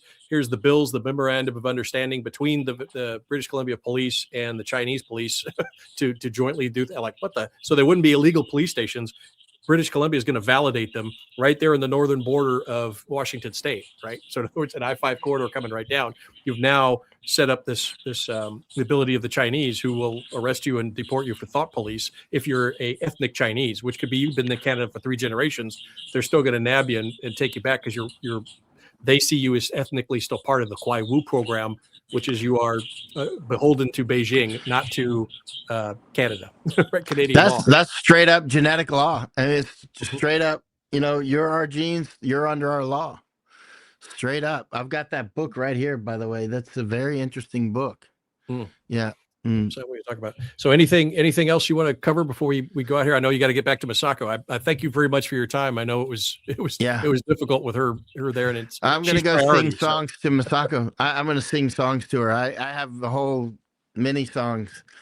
Like, wait, they're not Jodies, are they? They're not running songs. No, it's songs like "You just called to say you love me, and you mean it from the bottom of your heart."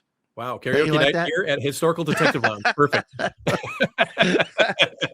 There's a bonus feature for you guys that could stay awake here. All right, good job. Thank you. There's the bonus reel right there. You light up my life. Who's that? Oh, the FCC is knocking on my door. Here we go. People are like, all the stuff you study, how are you so happy all the time? I'm like, because God loves me. That's it. It's simple. That's it. I'm still vertical at the end of the day. It's a good day, right? Yeah. Vertical. I'm going to move on. Masako awesome. And Baby Bear on the way. Lots of friends. I mean, come on, man. Wow, that is awesome. Sun shining. All the clouds almost went away. It was very cloudy when we started. Now, they've almost all gone away. So that studying history makes the sky great. We'll go spend time with Masako and Baby Bear there. So thank you very much again for your time, and be safe, and we'll do it again. All right, man. Talk later. All right. Have a good night. Thanks. Okay, so just in a quick review, we'll go over the books that we talked about. Michael had a very good book. Actually, the one that I'm interested in, I haven't seen, is the dumbing us down, the hidden curriculum. So that he put that out as far as the trend of the American institutions to indoctrinate versus educate, right? In other words, teaching you nowadays, it's what to feel, not necessarily even what to think, versus the process of being able to evaluate evidence and think. But we're going to go over some of those books real quick here, and then I will have to go. Unfortunately, I've got like another two other things I've got to do, but I did want to talk about some of the issues that we talked about today. So going back, of course, Rape of the Mind, with an excellent chapter in there about the both drugs and pharmaceuticals being used to create a passive state of mind, a receptive state of mind, a confusion, so that you are susceptible to influence operations or influence in that rape of the mind, essentially. And he goes into showing that both from his experiences under the occupation of the Nazis, and then later what he saw from, for example, the communists and that sort of thing, both in the Korean War and in China itself, how drugs and narcotics are used to be able to do that. So that's a good one in there as a chapter in Rape of the Mind. Definitely would recommend getting it for seeing the mechanism and the history of how medication has been used and drugs to create susceptibility to control, exterior control.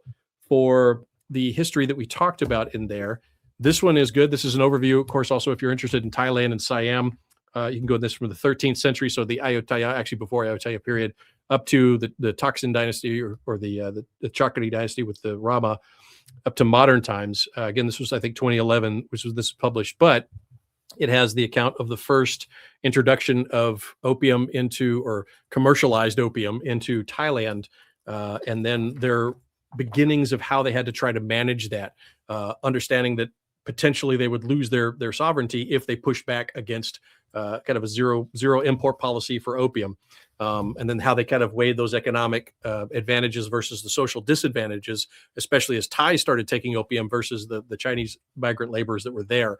And that's interesting. And that kind of concludes with the League of Nations, with their international work to be able to try to control opium, but they noticed it needed to be international. It couldn't just be national. It was just the borders are too porous and there's too many big interests trying to push those drugs in there. It had to be international in framework.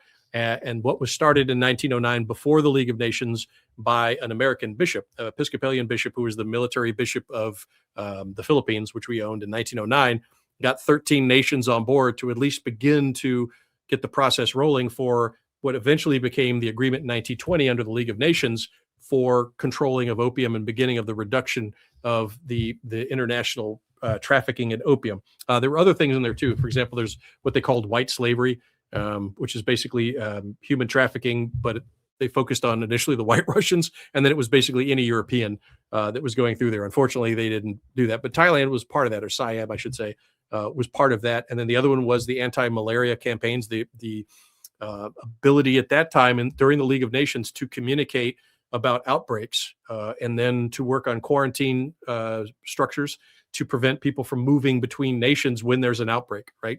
So they had that in place with radio networks and everything for Southeast Asia in the 1920s, right? So that was already worked through. So it was kind of funny to read this before COVID, and then you see COVID and all the confusion. You're like, well, they figured it out back then. Why can't we? So it was kind of interesting. But there's that. For about the use in China, even up into the 1930s, Ways That Are Dark, Ralph Townsend. This is more of a kind of an editorial.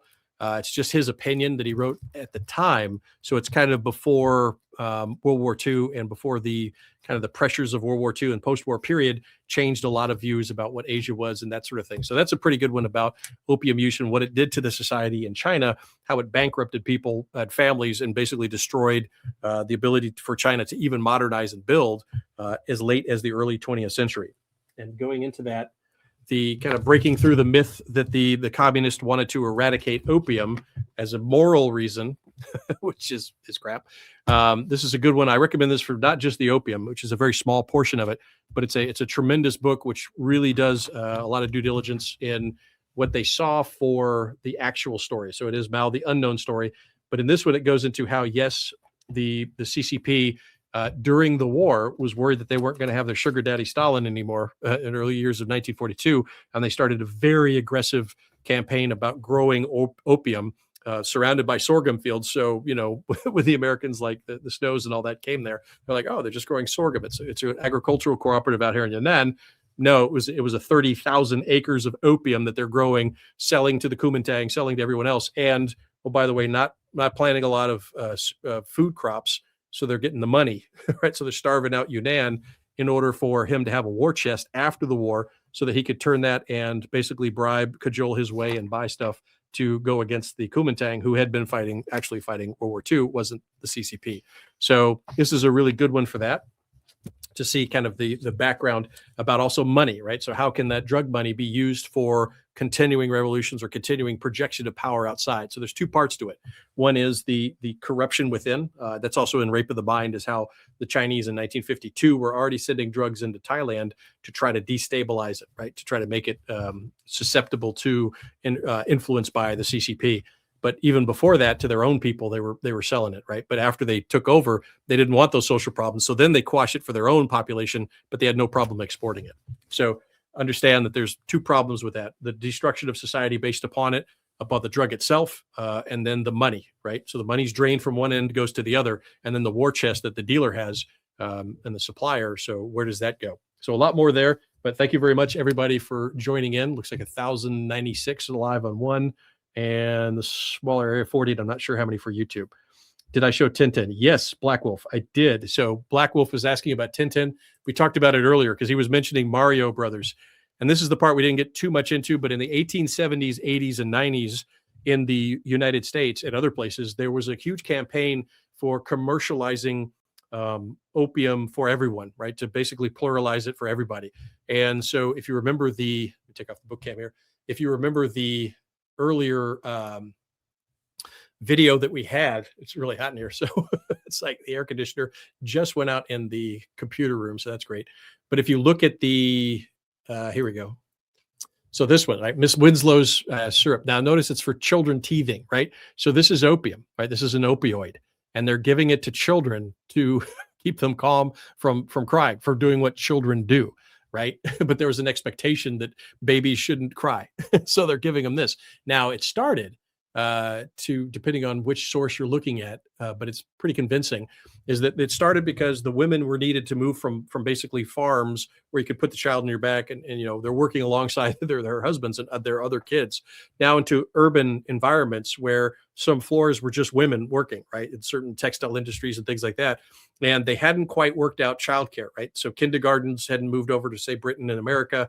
They didn't know what to do with the children. So in some cases, they would drug the children. So they would sleep during the woman's shift, and then they would have products like that. So when the woman came home, she could get some sleep because she was drugging her kid and they would continue to sleep. So you had an addict before they were a toddler, right? And you had massive problems that they've documented with the medical issues of their development that were transformed by early use of opium in those kids. And then the women, sometimes in some cases, they were giving them, equivalent of uppers to maintain productivity.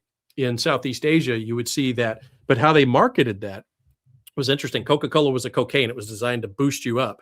Dr. Pepper, another thing, they would tell you to drink it at certain times, right? I think it was 10, 2, and 4, right? Was the thing. They sold clocks with 10, 2, and 4, and then they had a bottle of Dr. Pepper, but it was designed to lift you up so you can keep working, right? So in other words, maintain productivity.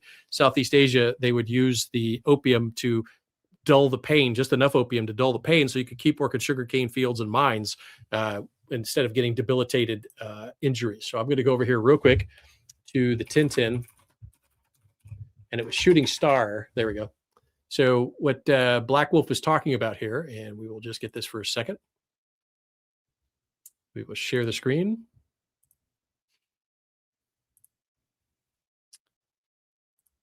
And we talked about it at the beginning, but I'll review it real quick because it was a longer episode.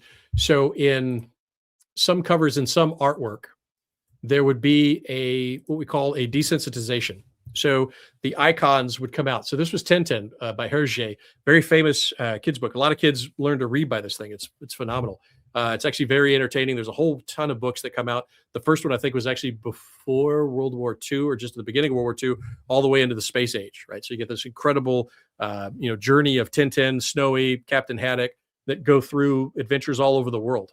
And one of the issues when we were talking to Black Wolf actually was the iconography. So you'll see that mushroom in Mario when he eats it and he gets the size in Alice in Wonderland, right? She eats a mushroom right? And you change size, you drink a potion, you shrink. Well, that's related to the mushroom, right? So that's the hallucinogenic mushroom that was very popular. It was also written about in the Seven Sisters of Sleep, the book that Michael showed. And one of the forms of suggestion is that you can show iconography. And in this book, you actually on the cover, you see there's that bright red mushroom. And throughout the book, this is a little different than most of Hergé's work, of most of Tintin's stories, is because things grow, things shrink. There's things of enormous size, dragonflies that are the size of, like giant pterodactyls. So in other words, that's this break from reality, but it's not so much as negative. They work through it.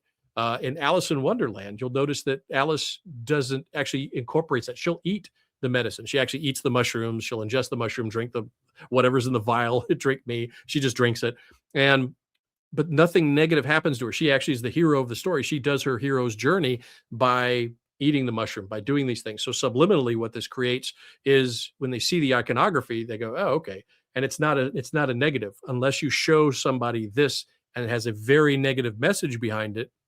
You're going to incorporate it. So it's a subtle way of being able to introduce a substance which is dangerous into a person. And they put it in children's literature. They put it in video games. So it's seeded throughout. And some people may not even know that they're doing it. But without a clear messaging with that visual icon that this is negative, you're not going to associate it. Right. So in other words, that's an issue. So that was one example of propaganda early on. And that was actually Blackwell found that. She remembered back in the day was the shooting star and how that iconography was incorporated in there. And then Mike, as I said, mentioned the same mushroom in Mario Brothers. You eat it, you get big and you get power. Right. So what's the messaging in that? And again, whether or not intended, it's definitely there. And the subtle iconography, we're visual creatures, right? We respond to visual stimuli more than we do words. And so when we see something and then there's an emotion attached to it or a happy storyline, that's going to be imprinted. Rather, even if you have a little disclaimer at the end of it, warning, this doesn't, this is ingesting mushrooms that cause hallucinations, can cause, psychotic breaks or whatever, right? Even if that's there, if the storyline is one way, it has no effect. If your visual says something else, right? If the story visually is something else, it subverts the actual words. It subverts definitely writing that's in there if you're primarily getting visual in that. And there's a good example of that historically where there was a commercial about Reagan and the visual, his voice was kind of negative, but they had a visual opposite to the speech. And the people didn't listen to the speech. Their emotion was picked up based upon his or upon the visuals. Right. And you can try it at home, with your friends, with your partners, with your kids, show them something and tell them something else. But the tone of voice is more important. The visuals are even more important because we're visual learners and that sort of thing. It's the hierarchy of information transfer and absorption. All right. So if there's no other questions in there, we'll look at here. Let's see. Oh, one last one here from Outlaw, and then we'll have to close out. It says Rockefeller et al. Chose China as a model of us because of their authoritarian leanings. Well, that's continuing today. I mean, you can see that in that huge trip that just went over there recently, where you had most of the oligarchs going over to CCP occupied Asia, and they're wanting to do deals. So think about this from a messaging point, right? In other words, you grow up, probably if you're like me, you grew up in the 70s and 80s, and you are learning that it's bad. Totalitarian societies are bad, and genocidal totalitarian societies are very bad, right? And the quintessential, of course, is you hear about World War II. Oh, look at all these atrocities. Oh, bam, that's bad. Okay, so we accept that's bad. But then after that, you say, well, 60 to 80 million people that China killed. We don't talk about it. They got money. We'll deal with it, right?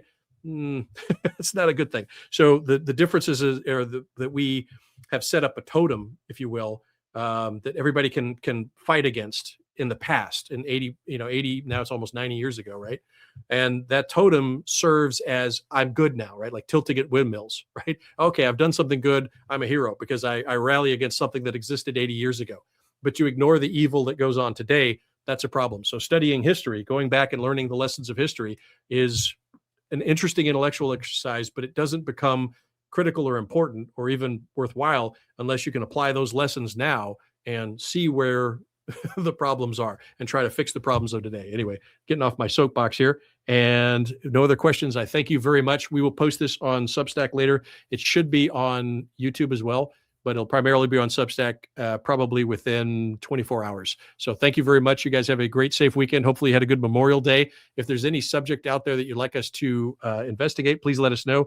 We did have one very interesting one from a reader, but I haven't got her permission yet to kind of share it with the group. I'd like to, because I really want to crowdsource this one. It's fascinating. It's a potential murder that occurred in the turn of the century in 1800 to 1900. It's got Edison in it. It's got Tesla. It's got, Hollywood. It's got Europe. It's fascinating.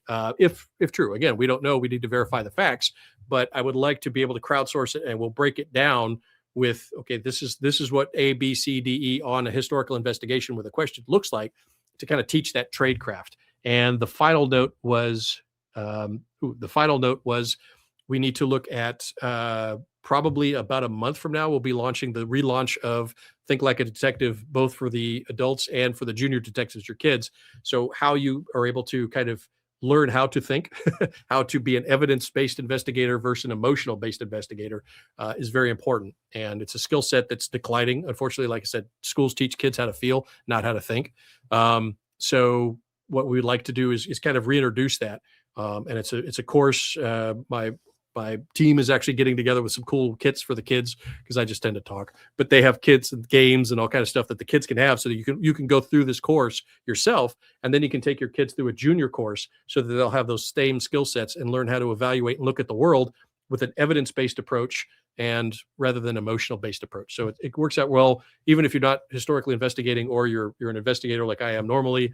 It's still good for anything that you do in life to be able to investigate it and follow the evidence where it leads and evaluate sources. All right, that's it for today. Have a great night, and thank you very much for Michael Yon and Masako. And hopefully she feels a lot better tomorrow morning. The sun is shining, so hopefully that'll pick up her health there. So we wish them well, and I will have to go off now because I have a radio show with National Security Hour with Sargis Sangari talking about Trump in China and what was the result of that. So if you're interested, it'll air tomorrow on Radio Free Network, I believe, on that one. So I'll probably post the times in the comments for this. Well, thank you, everyone, and have a great night.